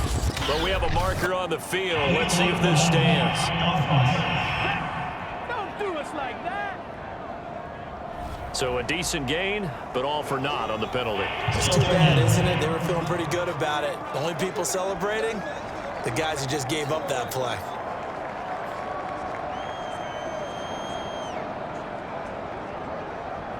And for the Browns, a nickel set here on 3rd down. To throw again is Roethlisberger. Oh, they would have gotten the conversion if he could hold on. Instead, the drop means it'll be 4th down. So much of this game is focus and concentration. And whenever I see guys running the in route, I know that in the back of their mind, they're always wondering who's lurking inside that might put a big hit on them as they try and catch the ball.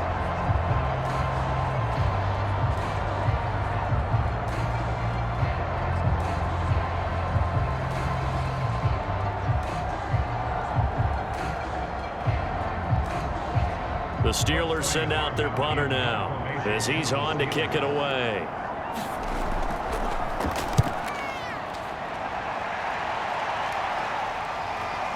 And this is a beauty as that ball's going to angle out at the 6-yard line. So they'll play the field position game here as a very nice punt is going to pin them back. Yeah, it's almost like watching a game of tennis, or do you prefer ping pong? You know, back and forth like that? But it definitely was excellent, wasn't it? Cleveland offense making their way out. Well, they're going to have to go at least 50, 60 yards here if they want to ensure that they don't have to punt the ball like they did last time. Yeah, so what you're saying is we're not playing to just get out of the shadow of your own goal line, right? You're playing to make sure the punter doesn't see the field again. So it's not picking up a couple of first downs. You want to pick up 5 or 6 first downs and make sure you move the ball into their territory.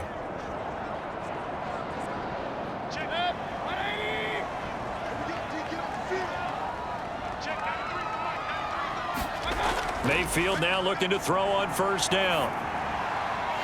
Got an open man. That's David Njoku, the tight end. And he gets it to the 30 when it's all said and done. 23 yards on the play. As they began this drive, I was wondering how they were going to attack since they're playing with the lead. Would they continue to try and push the ball downfield? Well, after one play, it appears that the answer is yes.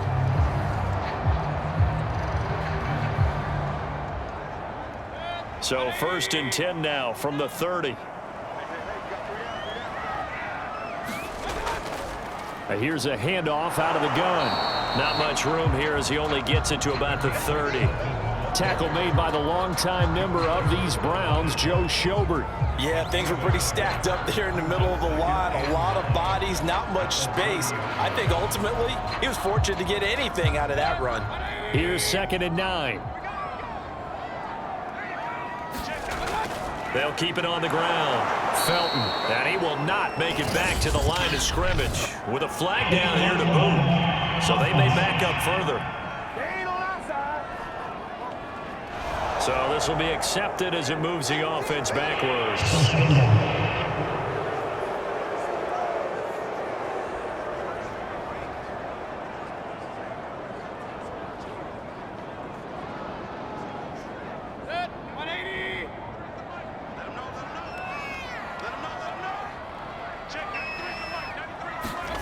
Mayfield now.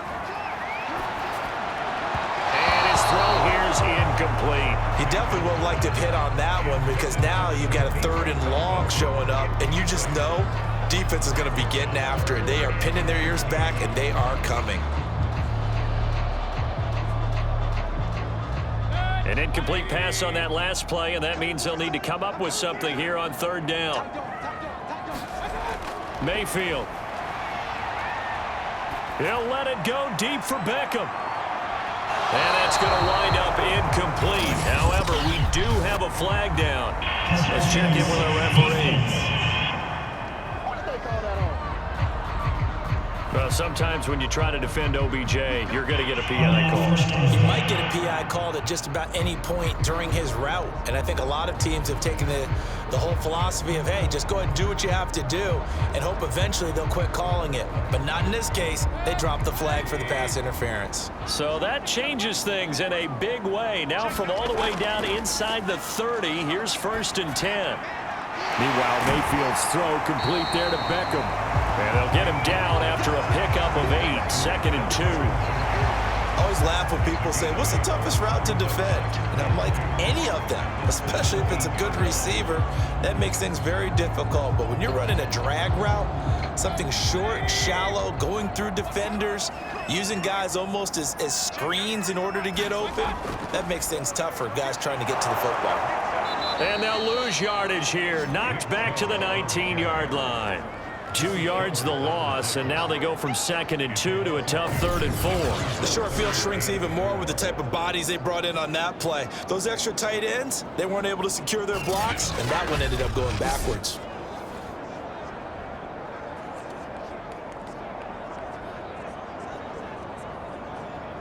And it looks like we've got a dime set here defensively. 6 DBs in the game. Throwing, Mayfield. To the end zone, but it's incomplete. Well, you got to think that sooner or later, they're going to hit one of those, but the coverage has been excellent thus far, and it was again on the last play.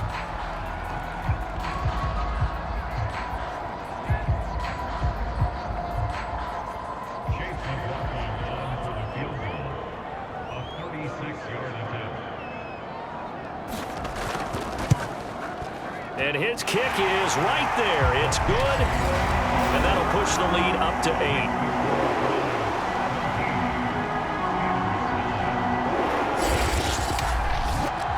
So he missed that field goal earlier, but he says not this time. Able to knock it through, give his guys 3. I like his poise. I like his confidence, his belief in himself. Sometimes when you miss that first one, you see a lot of guys sag and they can't make the next one.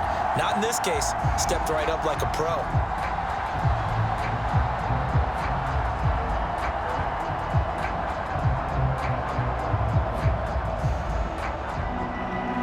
After the made field goal, here's McLaughlin back out there to kick it away. The football will come out to the 25 as McLeod will not return it. And the Steelers set to take the field. They punted last time they had it. What steps, Charles, you think they have to take to make sure they don't do that again? Well, let's just go to the football 101, the trite expression 101. Win first down. Make 5, 6, 7 yards on first down and make it a 2nd and 3, 2nd and manageable. Keep accumulating first downs that way. Keep moving the football. You don't want to get behind the sticks because then the defense has the advantage. Big Ben and the Steelers with a 1st and 10 at their 25-yard line. Roethlisberger. And that, nearly picked off. Well, it would have been a great time for their first interception of the game. Instead, it's 2nd down. Well, that's where this Cleveland crowd, the dog pound in particular, make it difficult on opposing offenses. It looked like they might have had troubles communicating at the line, and it leads to the incompletion.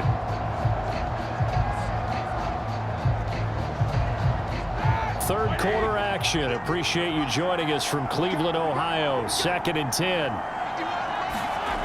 Out of the gun, it's Roethlisberger.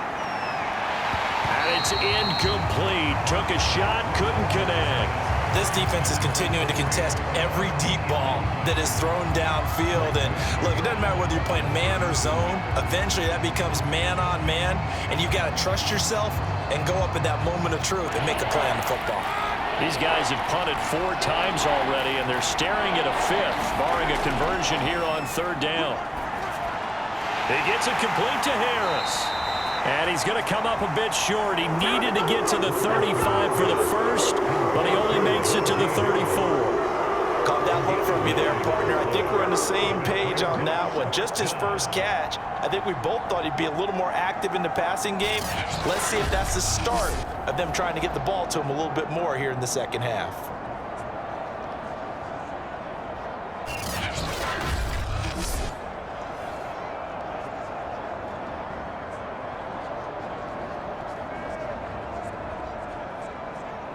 The Steelers send out their punter now as he'll come on to kick this one away.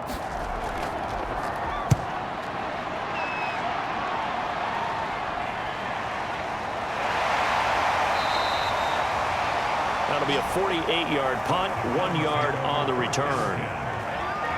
Heading out as the Cleveland offense now as they get set to take over here. And they split the uprights last time for 3. They've got the lead. They're not going to play this conservative. They're not hoping for another field goal. They're hoping for a touchdown. I'm with you on that one. I like where your head is. I like the way you're thinking because you're exactly right. Trying to sit on a lead and play that way, that doesn't work too well for most teams. Run your offense. Run what you do best. Exactly. Put it all the way down and try to increase your lead in a big way. And the best way to do it, touchdowns. Mayfield on first down. And this nearly an interception, but it's incomplete. Well, a turnover really would have helped him there, but not to be. Oh, man, that was close. The opportunity to change momentum, big play, right in his hands, unable to come down with it. A sigh of relief, no doubt, on offense that fell harmlessly to the ground. They go with Chubb on second down. And that closed up quickly there as he gets it up only to about the 17. They do get a yard there, but only a yard. Leaves them with 3rd and 9 looming. But not much on that run, Charles. No, that's exactly the way to execute a run blitz there. They guessed correctly that they would move the ball on the ground, honed in on it, and stopped them. Mark that down for a win in the defense's column. Mayfield from the gun on 3rd down. In trouble here, and down he goes. Back at the 8-yard line. T.J. Watt getting him once again his 3rd sack of the afternoon. I don't know what else can be said about this pass rush. They have been sensational, CD. That is now 6 sacks for them. And how many times do we talk to offensive coordinators and they say a sack is a result of everyone on offense not doing their job? But let's be honest about this one. This is the offensive line unable to counter the pass rush. They've been teeing off all game long. Here's Jamie Gillen now as he's on to punt for Cleveland.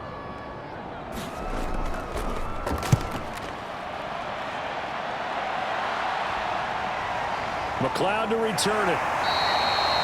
51 yards on the punt there. And the Steelers will go on offense here, 1st and 10. The Steelers ready to take over on offense. And our game's hit a little bit of a lull here, a little bit of a snag. Punts on back-to-back drives. And old school coaches don't necessarily mind that. Didn't turn it over, right? Didn't create a big play for the other team. Right now what you're looking for is can you gain an advantage in field position? And that's what both teams are seeking right now. Yeah, they'll be seeking to gain that advantage here on this drive. Throwing now, Roethlisberger on 1st down. Completing it to the right side, Johnson.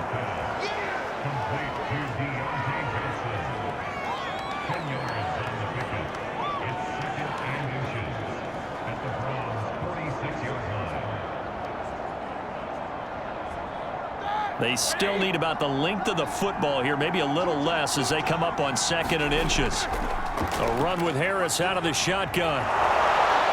And he gets this inside the 35-yard line. 52 yards rushing for him now as he's carried it 13 times. We often give credit to the O-line there. 2 tight end formation. Those tight ends block pretty well also. Yeah, and that's one of the most dynamic positions in football now. The tight ends who can block at the line of scrimmage at the point of attack, and they can also get downfield and catch the football. Back-to-back good plays have them on the move on 1st down. Now Roethlisberger. He lets this one fly toward the back of the end zone. Toward the back corner of the end zone, but he could not get the feet down. This will wind up incomplete. I'm sure this isn't a novel thought, but maybe run some simpler routes instead of trying to get it all back in one shot. Defense certainly appears to be ready for him. Try and get it back little by little instead of in big chunks.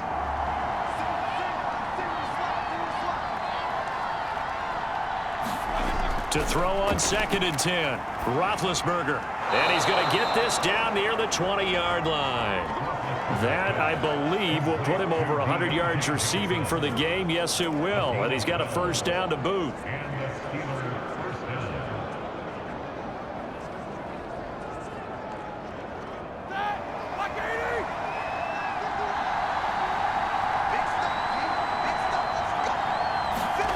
Now it's Roethlisberger. Again, it's Johnson. And the result here, a pickup of 8. Leaves him with 2 to go on 2nd down. So it's a quarter that saw these two teams trade field goals here as we've reached the end of 3 quarters of play. We'll return with more after this. This is the NFL, and it's on EA Sports.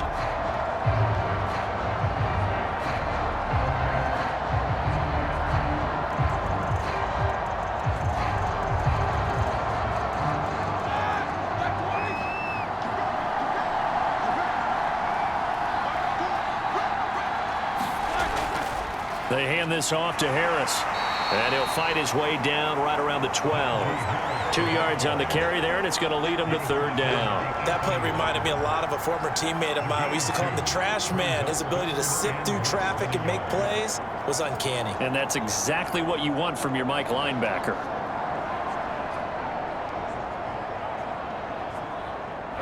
Oh, it's a nickel set here defensively on 3rd and inches. Still want to be prepared for a pass. Now Roethlisberger to throw. And this is going to be incomplete. They sure went against conventional wisdom, calling a pass on 3rd and inches. Had to be thinking to themselves, the defense is going to overcommit against the run. Should be an easy pitch and catch. Didn't turn out that way.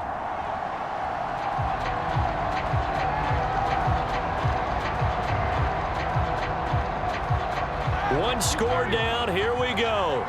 They're going to go for it here on 4th down. They're going for it. This is Harris. And a penalty flag down as he gets only about a yard. And let's listen in on the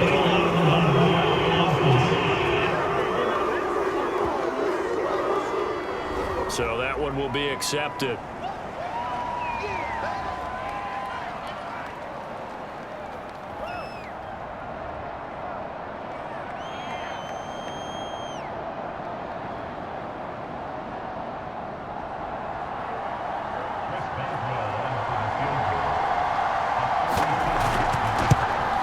Boswell's kick is good. And that'll get the lead down to 5.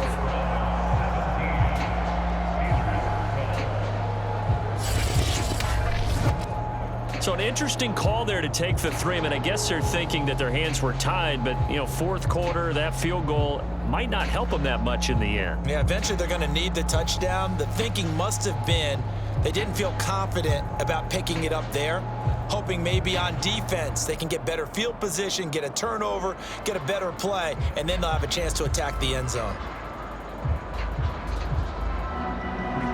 After the successful field goal try, here's Boswell to send it away. And no effort to bring this one out. It's a touchback. Ready to take over again on offense. Out comes Cleveland. They have the lead, obviously, late in the game. I guess the good news for them is if for some reason they would make a mistake, a field goal does the opposition no good. Everyone loves to have a little bit of a cushion, and that helps you immeasurably. But the bottom line is, do all the things that you're taught in order to close out the game. Don't even let that become an issue. Yeah, but still a one-possession game. This one not fully over yet. Mayfield going to lead the Browns up now, 1st and 10 at their own 25-yard line. He'll start things off with a handoff to Chubb. And they're able to get this one across the 35. 52 yards on the ground for him so far. Now, I'm guessing you'd say this is kind of the key here. Grind out some yardage, work on that clock, see if you can continue to tick it down. Definitely. You want to bleed things out at this point, right? Continue to possess the football, gain some yardage, and put the onus on the defense. Do they have to use timeouts? What are they going to do to stop you? You're taking charge. So here's a 1st and 10 at the 38. From the gun, he'll hand this off. And he'll work this forward for about 3 at 2nd down. I'm sure that that's going to be the formula. Just keep the ball on the ground. Keep that clock moving. And when you have the lead this late in the game, above all, stay in bounds. Yes, take care of the football. Yes, gain yardage, but stay in bounds and let that clock tick. Mayfield hands it off to Chubb. And he's going to be taken down with a marker on the field. So let's see about the call.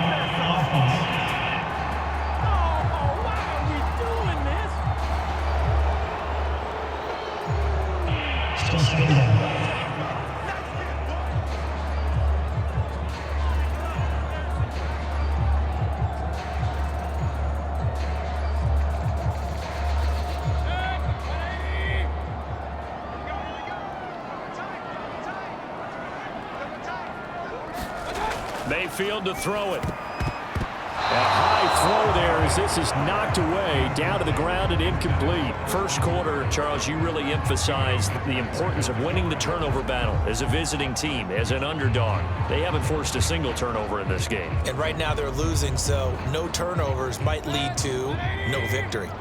So the failure to connect on second down, that leaves them staring up here at a 3rd and 8. Working out of the gun, Mayfield. There's the rookie from Auburn, Anthony Schwartz. And he is going to have a Browns first down as they're able to get the 3rd down conversion. Tell you what, he's been able to put the ball in some tight spots all game long. That throw, no different. Yeah, a lot of people would call it a gutsy type of a throw. I think he looks at it as, I can do it, so it's not that big of a deal to me, and I'm going to keep firing. Operating out of Steeler territory now. Here's 1st and 10 at the 38. Hands it off out of the gun. He'll be hit down at the 33, 5 yards on the play. Good gain there on first down, and keeps him in a running situation probably. They did everything right on that play, didn't they? They got the leverage up front, good blocking, nice hole for him, ends up picking up nice yardage, stays in bounds to keep the clock rolling. They are in charge of this scenario right now. They want to stay that way. And not in any rush offensively.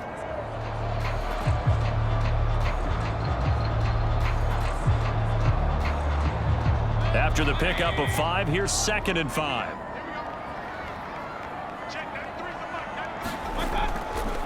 Back to the ground. This time it's Chubb. And he'll be out of bounds as he gets it down to the 30 there. The recipe's pretty simple, I think, right? Just give your superstar the ball, continue to feed him.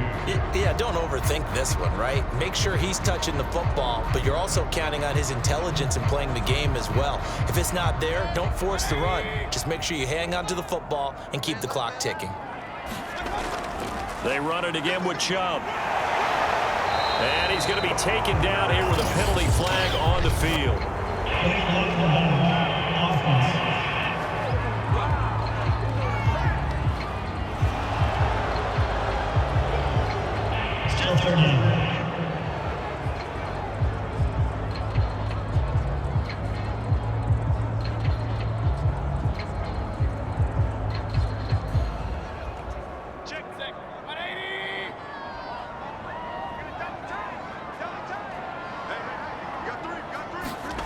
Mayfield looks to throw. Rush coming, and he's taken down.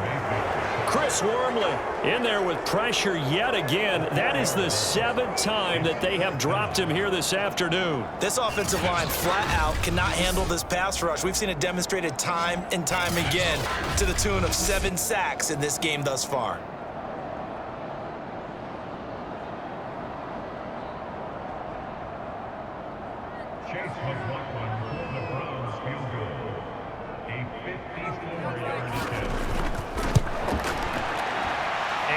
Gonna miss this one. Wide to the left from distance. It's no good, and this score will stay right where it is.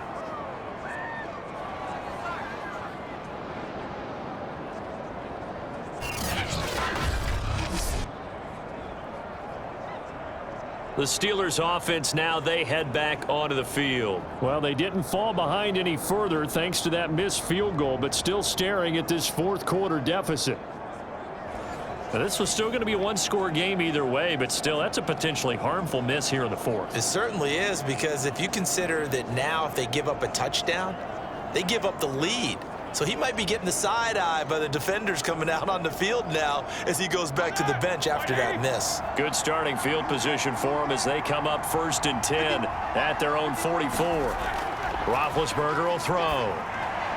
They'll set up the screen to Balaj. Not much there, only a yard.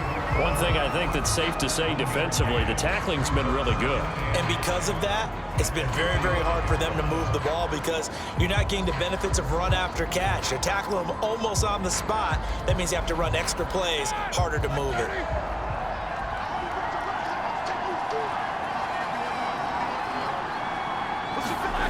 throwing again on second down. Roethlisberger. And they're well past midfield, just a yard or two shy of the 40. His big game continues. 10 catches now and another first down. And here we are in the fourth quarter, partner, and watch them drive for what would be a go-ahead touchdown. And you and I both know this is where you need a quarterback who can keep his cool back there.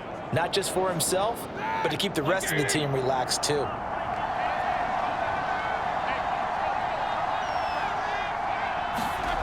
On first down, it's Roethlisberger.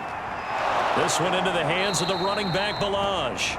And past the 35, he'll be dropped a yard or two shy of the 30. 10 more there and another first down. Well, they certainly had success throughout this contest, getting him the ball in the passing game, and there he picks up another first down. Whatever they saw going into this one, they've been able to capitalize on it, and no adjustment has been made to take it away. Ben to throw again. Finding his safety valve here. That's complete. And this will leave him a yard short. Nice pickup of 9 yards on first down. Not only did we just see back-to-back nice gains, but we're also seeing the confidence rise, not just for the guy who caught it, but the guy throwing it as well. And these back-to-back catches here out of the backfield, that can set something up downfield in a later sequence, right? A lot of the time, it starts to draw the defense closer to the line of scrimmage. So to your point, show this swing pass, show this check down. Maybe later on, you heave one deep when you catch him close to the spot. A gain of 5, good enough for the first down.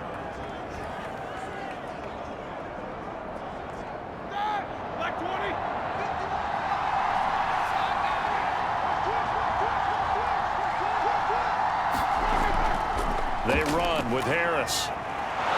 And he will be brought down at about the 6-yard line. 66 yards on the ground for him now as he's done that on 15 carries. Well, partner, I know this type of running back. I mean, this size, this intensity usually gets better as the game goes on. I just tell you from experience, the first few quarters, oh, you're eager. You come running up there, I'm going to tackle this guy. By the fourth quarter, you're coming up and thinking about it. And D-line wearing down fourth quarter. Yeah, that's not a guy they want to see consistently.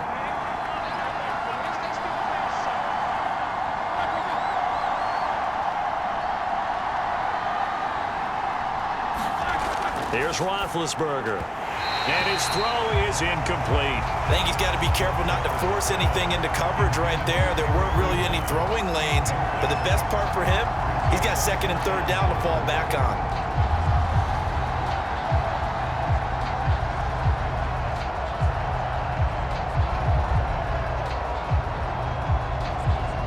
They come up here with another shot from the 6-yard line, and it's second and goal now. They run the counter. Harris. Give him right around 4 on the carry. We'll see if they want to keep pounding here on 3rd and goal. So now things get interesting on 3rd and goal from the 1. This almost becomes a Darwinian call, doesn't it? Almost survival of the fittest here. I know we can go all cliche. I'll go ahead and do it. Who wants it more here? Who has a better leverage at the line of scrimmage? Let's go and see what happens. Touchdown! Ebron, a 1-yard touchdown reception, and the Steelers are going to retake the lead. You get down near the goal line, this is where having a sure-handed tight end becomes a luxury, and it pays off big time, especially when the defense sells out against the run, and he finds himself open for an easy touchdown.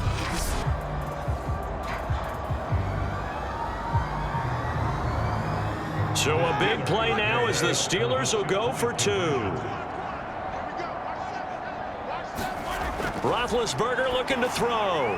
And he's got it. So the 2-point conversion is good, and they add on to their fourth quarter lead. So that effort gives them a 3-point cushion and guarantees that a field goal going forward won't beat them. Yeah, that's really good strategy because that's all you care about. Not getting beat at this stage. At least give your team a fighting chance.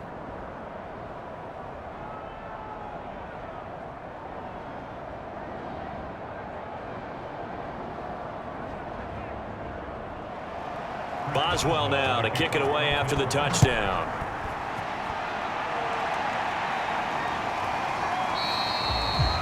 No run back here, down to a knee, and this drive will start at the 25. Here comes the Browns offense back onto the field. And they will be looking to answer the touchdown their defense just surrendered. Still a good chunk of time remaining here in the fourth quarter and a chance to regain the lead in a tight one.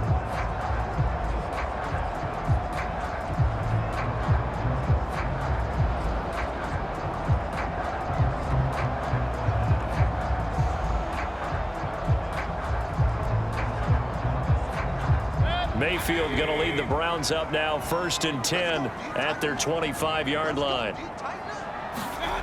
To throw, Mayfield. Dancing to his left. And he slides and covers up at the end as he's going to be able to pick up decent yardage. He'll get 10 there all on his own, but it'll be 2nd down. I think we have to give credit to him for buying time and extending the play. But you know, there's some really upset defenders on that one. They thought that they had him. Instead, he was coated in Teflon and got away. A good gain on first has him set up with 2nd and just a couple of inches now from the 29. He'll drop to throw. Being chased out left. And he'll bring it up here to right at the 40-yard line. 5 yards on the scramble, and that's enough to pick up the first. Offensively, they liked their situation, so they tried to take a shot downfield, but no one was open. So it was tuck it and run time, and he picks up a 1st down.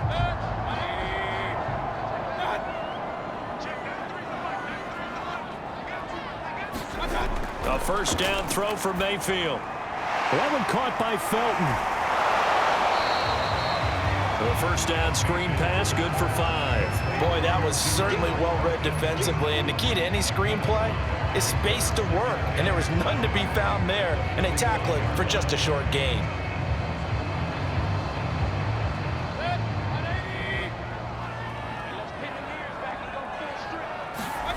From the 45 on 2nd down, Mayfield.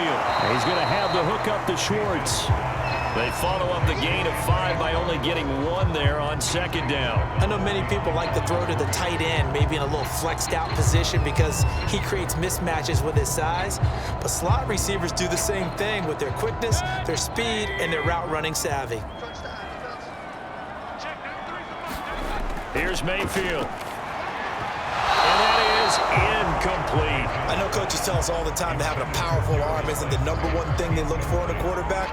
But when you're trying to throw inside routes and you need to put some heat on it, it helps to have the big gun. In this case, just a little bit too much. Here's Jamie Gillen now as he's on to punt for Cleveland.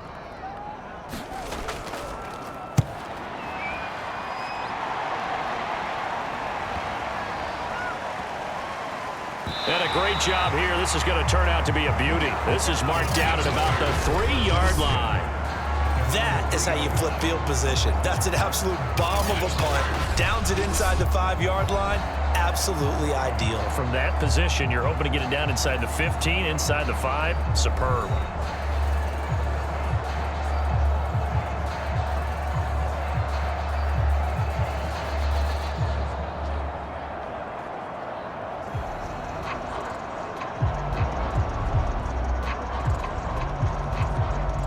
The Steeler offense here about ready for their next drive. Their defense got the stop, forced the punt, and now you really start to monitor the clock as they nurse this slim lead. And he'll find a little space. He gets us up near the 10.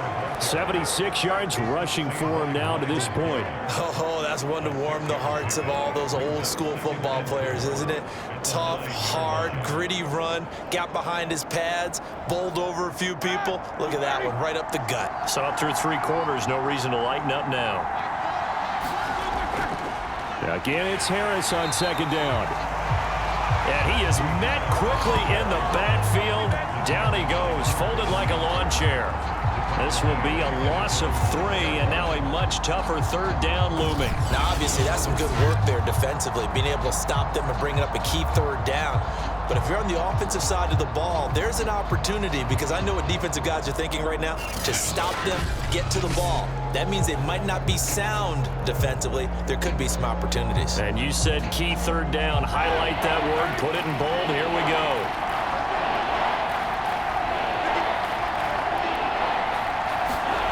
On 3rd down, Roethlisberger. And this pass broken up. Excellent coverage there on third down, as that was not an easy one to hold on to. That's an excellent job right there on third down. Like any defense, you never want to let them get anything started, and that would have been a first down. Instead, he saw the contact on time, no penalty, and before this drive could get wings, it's fourth down. On fourth down, the punt team is on as this is sent away. And he'll take it just outside the 40.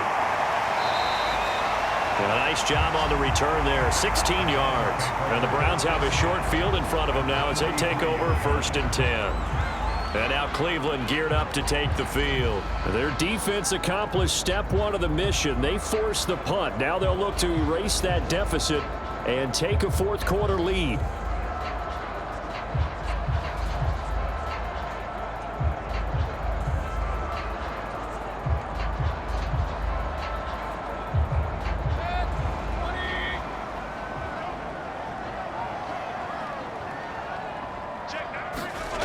First down, Mayfield.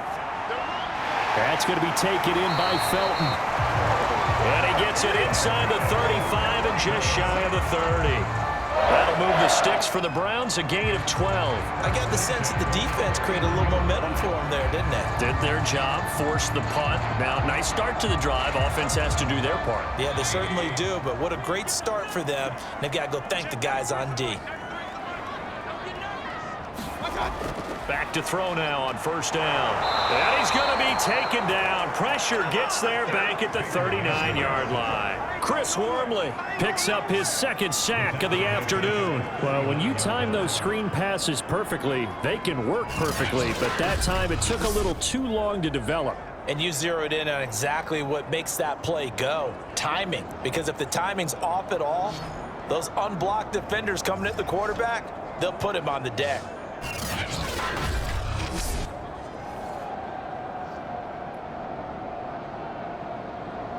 Well behind the sticks here with a 2nd and 18. And they'll run on the inside handoff. And he'll be brought down just outside of the 30. They're back now to the original line of scrimmage thanks to that 8-yard gain. Third down now to follow. That was a good run, probably right on the edge of breaking into something really big. So the defensive guys right now are talking about, okay, what can we do to slow him down before he truly gets started? From the gun, Mayfield over the middle and into the hands of his receiver, Landry. And he is going to have the Browns first down as they're able to get the third down conversion. And this was a nice example of an offensive coordinator scheming his guy open. Just a little underneath route, just trying to free up some space, and it worked awfully well. Got him not just space, but plenty of room to run after the catch to pick up really nice yardage.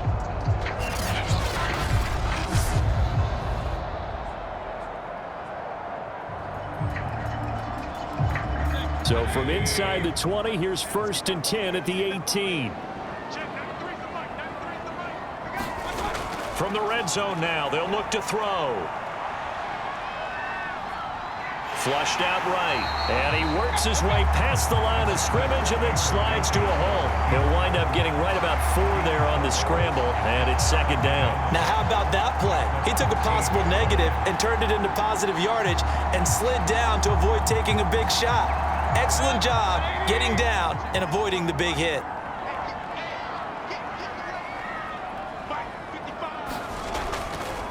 Handoff comes to Chubb. And now they're inside the 10 as he's brought down at the 9. After a gain of 5, they'll wind up being about a length of the football short here on third down. I think we can safely say that those types of plays are the backbone of this offense. We know not every run's going to be a big hitter, but you know they'll take that type of result on each and every attempt. The battle in the trenches never more important than right now. This is 3rd and inches. And again, it's Chubb. And he is going to have the first down, and that is going to take us to the 2-minute warning. 3 points separating these two sides with 2 minutes left to go in the 4th. Just a gain of a yard, but it's going to set him up with a 1st and goal.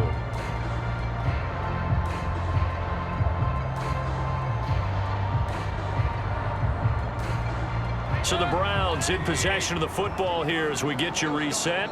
They've got a first down in field goal range already. They'll run with Chubb. And he will maneuver his way down to about the 7. Only a yard that time, 2nd and goal. But they picked up a little bit of yardage there, and now, in this situation, should be in no hurry to run a play really fast. Let the clock wind down. The Browns trying to get back and set quickly here. Time ticking away. Mayfield. Looking end zone, but it's incomplete. There have been quite a few plays they might look back on and say, we really have hurt ourselves, and that was another example. And this is late game execution. Everything on the line, so it all has to come together properly. The throw's made. Where's the catch? Got to catch in that spot. For the lead, here's 3rd and goal. Now Mayfield. Steps up, and he is into the end zone. Touchdown, Cleveland. Baker Mayfield, his 2nd touchdown of the afternoon, and the Browns have retaken the lead. They were looking to pass the ball there, but they forgot to account for the man with the football. Yeah, I can hear people right now saying, well, why don't you have a spy in your defense, someone who will dance with him and go where he goes? Well, oftentimes if you utilize a spy, you've taken away someone in coverage as well. And oftentimes, the spy, not as athletic as the guy he's trying to keep up with, so he gets defeated anyway. And he turns 3rd and goal into a touchdown.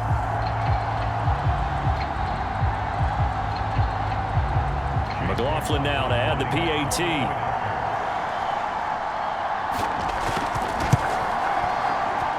And that will make this a 4-point game. So that one a pretty time-consuming 10-play drive. And in the end, it's capped off by a 7-yard run.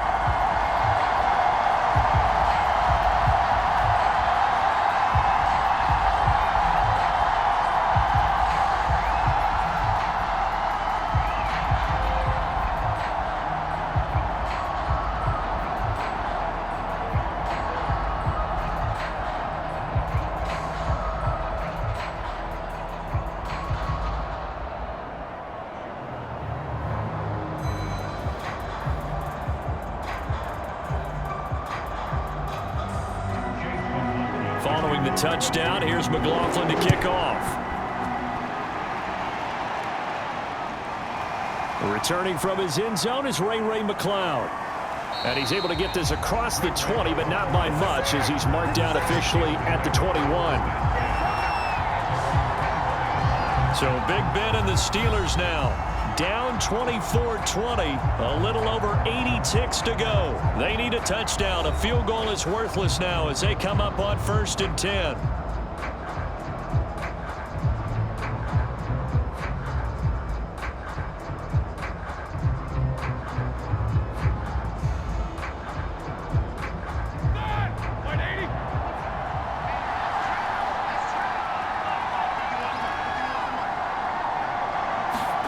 Now Ben. He's going to flip one out here to his running back. Nothing at all on that one. It'll be 2nd down. Not good. They didn't move the football an inch, and precious time ticking off the clock.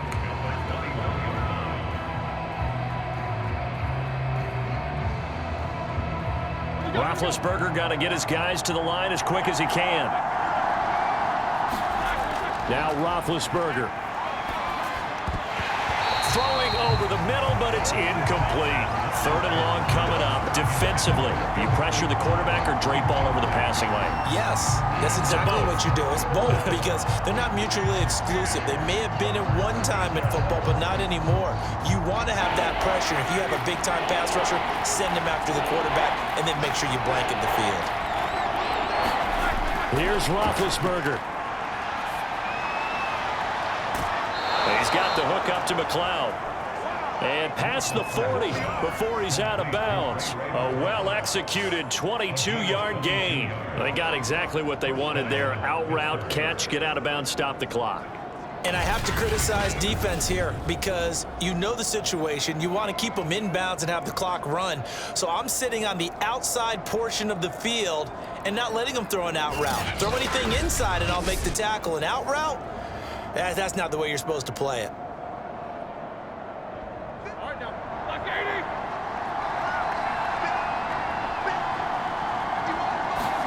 Here's Ben.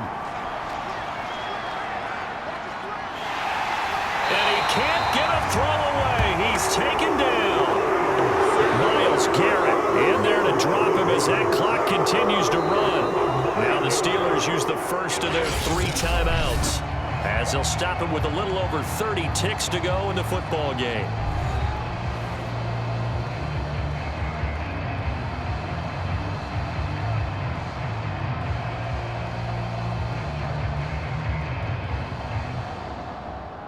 Back quite a ways here, facing 2nd and 19.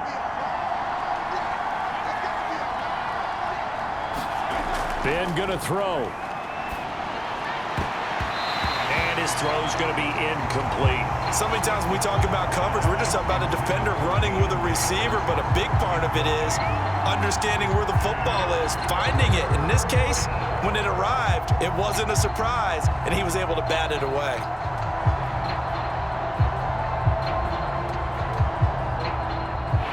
Complete pass on that last play, and that means they'll need to come up with something here on 3rd down. Roethlisberger. He's going to let it fly. And that went a little too high as it's knocked away and incomplete. This is getting close to a no-win situation now. They've got one final shot. They're on their end of the field, and it's 4th and long. This might require a little extra razzle-dazzle to get it done.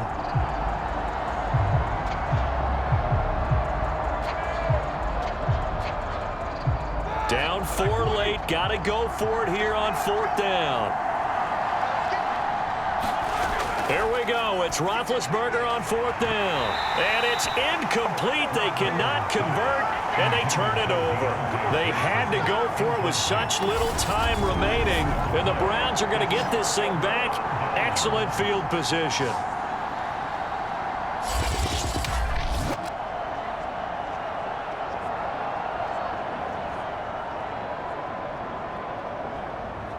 The Browns offense trotting back onto the field. And still 2 timeouts defensively, but even if they choose to use those, 3 kneel downs should be enough to get out of here with a victory. And that's exactly what's being stated into the head coach's headset. Oftentimes they have a guy upstairs who monitors this at the end of the game. A little clock management 101.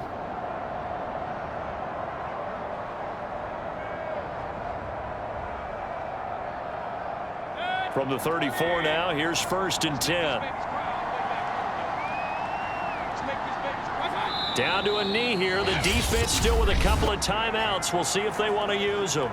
The Steelers signal for the 2nd of their timeouts as the clock will stop with 18 seconds remaining.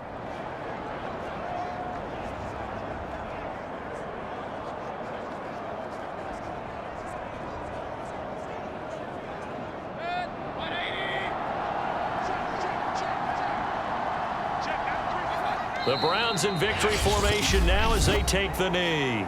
Now the Steelers going to use their 3rd and final timeout as they'll stop it with 17 seconds to go in the game.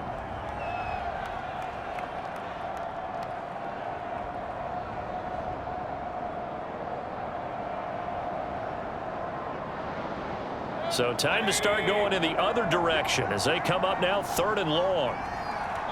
Down to one knee goes Mayfield, and that's all she wrote. Well, they certainly didn't appear to be fired up about their options throwing the football. So, to me, this seems like a case of just kind of taking their medicine there, run the ball, see if they could pick up something. Instead, they were throwing for a loss. So Cleveland able to come away with the victory here. And you look back over the score sheet, interesting. A very clean game, no turnovers by either side. An absolute rarity when we watch games now because defenses have put such an emphasis on taking the ball away. Well, what we saw here was offenses spending their time saying, look, you know they're coming for it. Ball security is paramount. So they worked on that, not just a week of practice, but I'm sure all during training camp. Make sure when you have it, tuck it away because danger lurks everywhere you turn.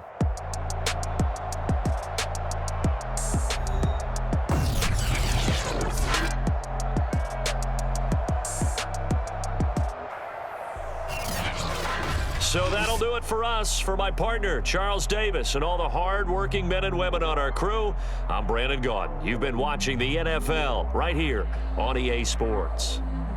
It's a win for the Browns, and they're happy in the dog pound as we say so long from Cleveland.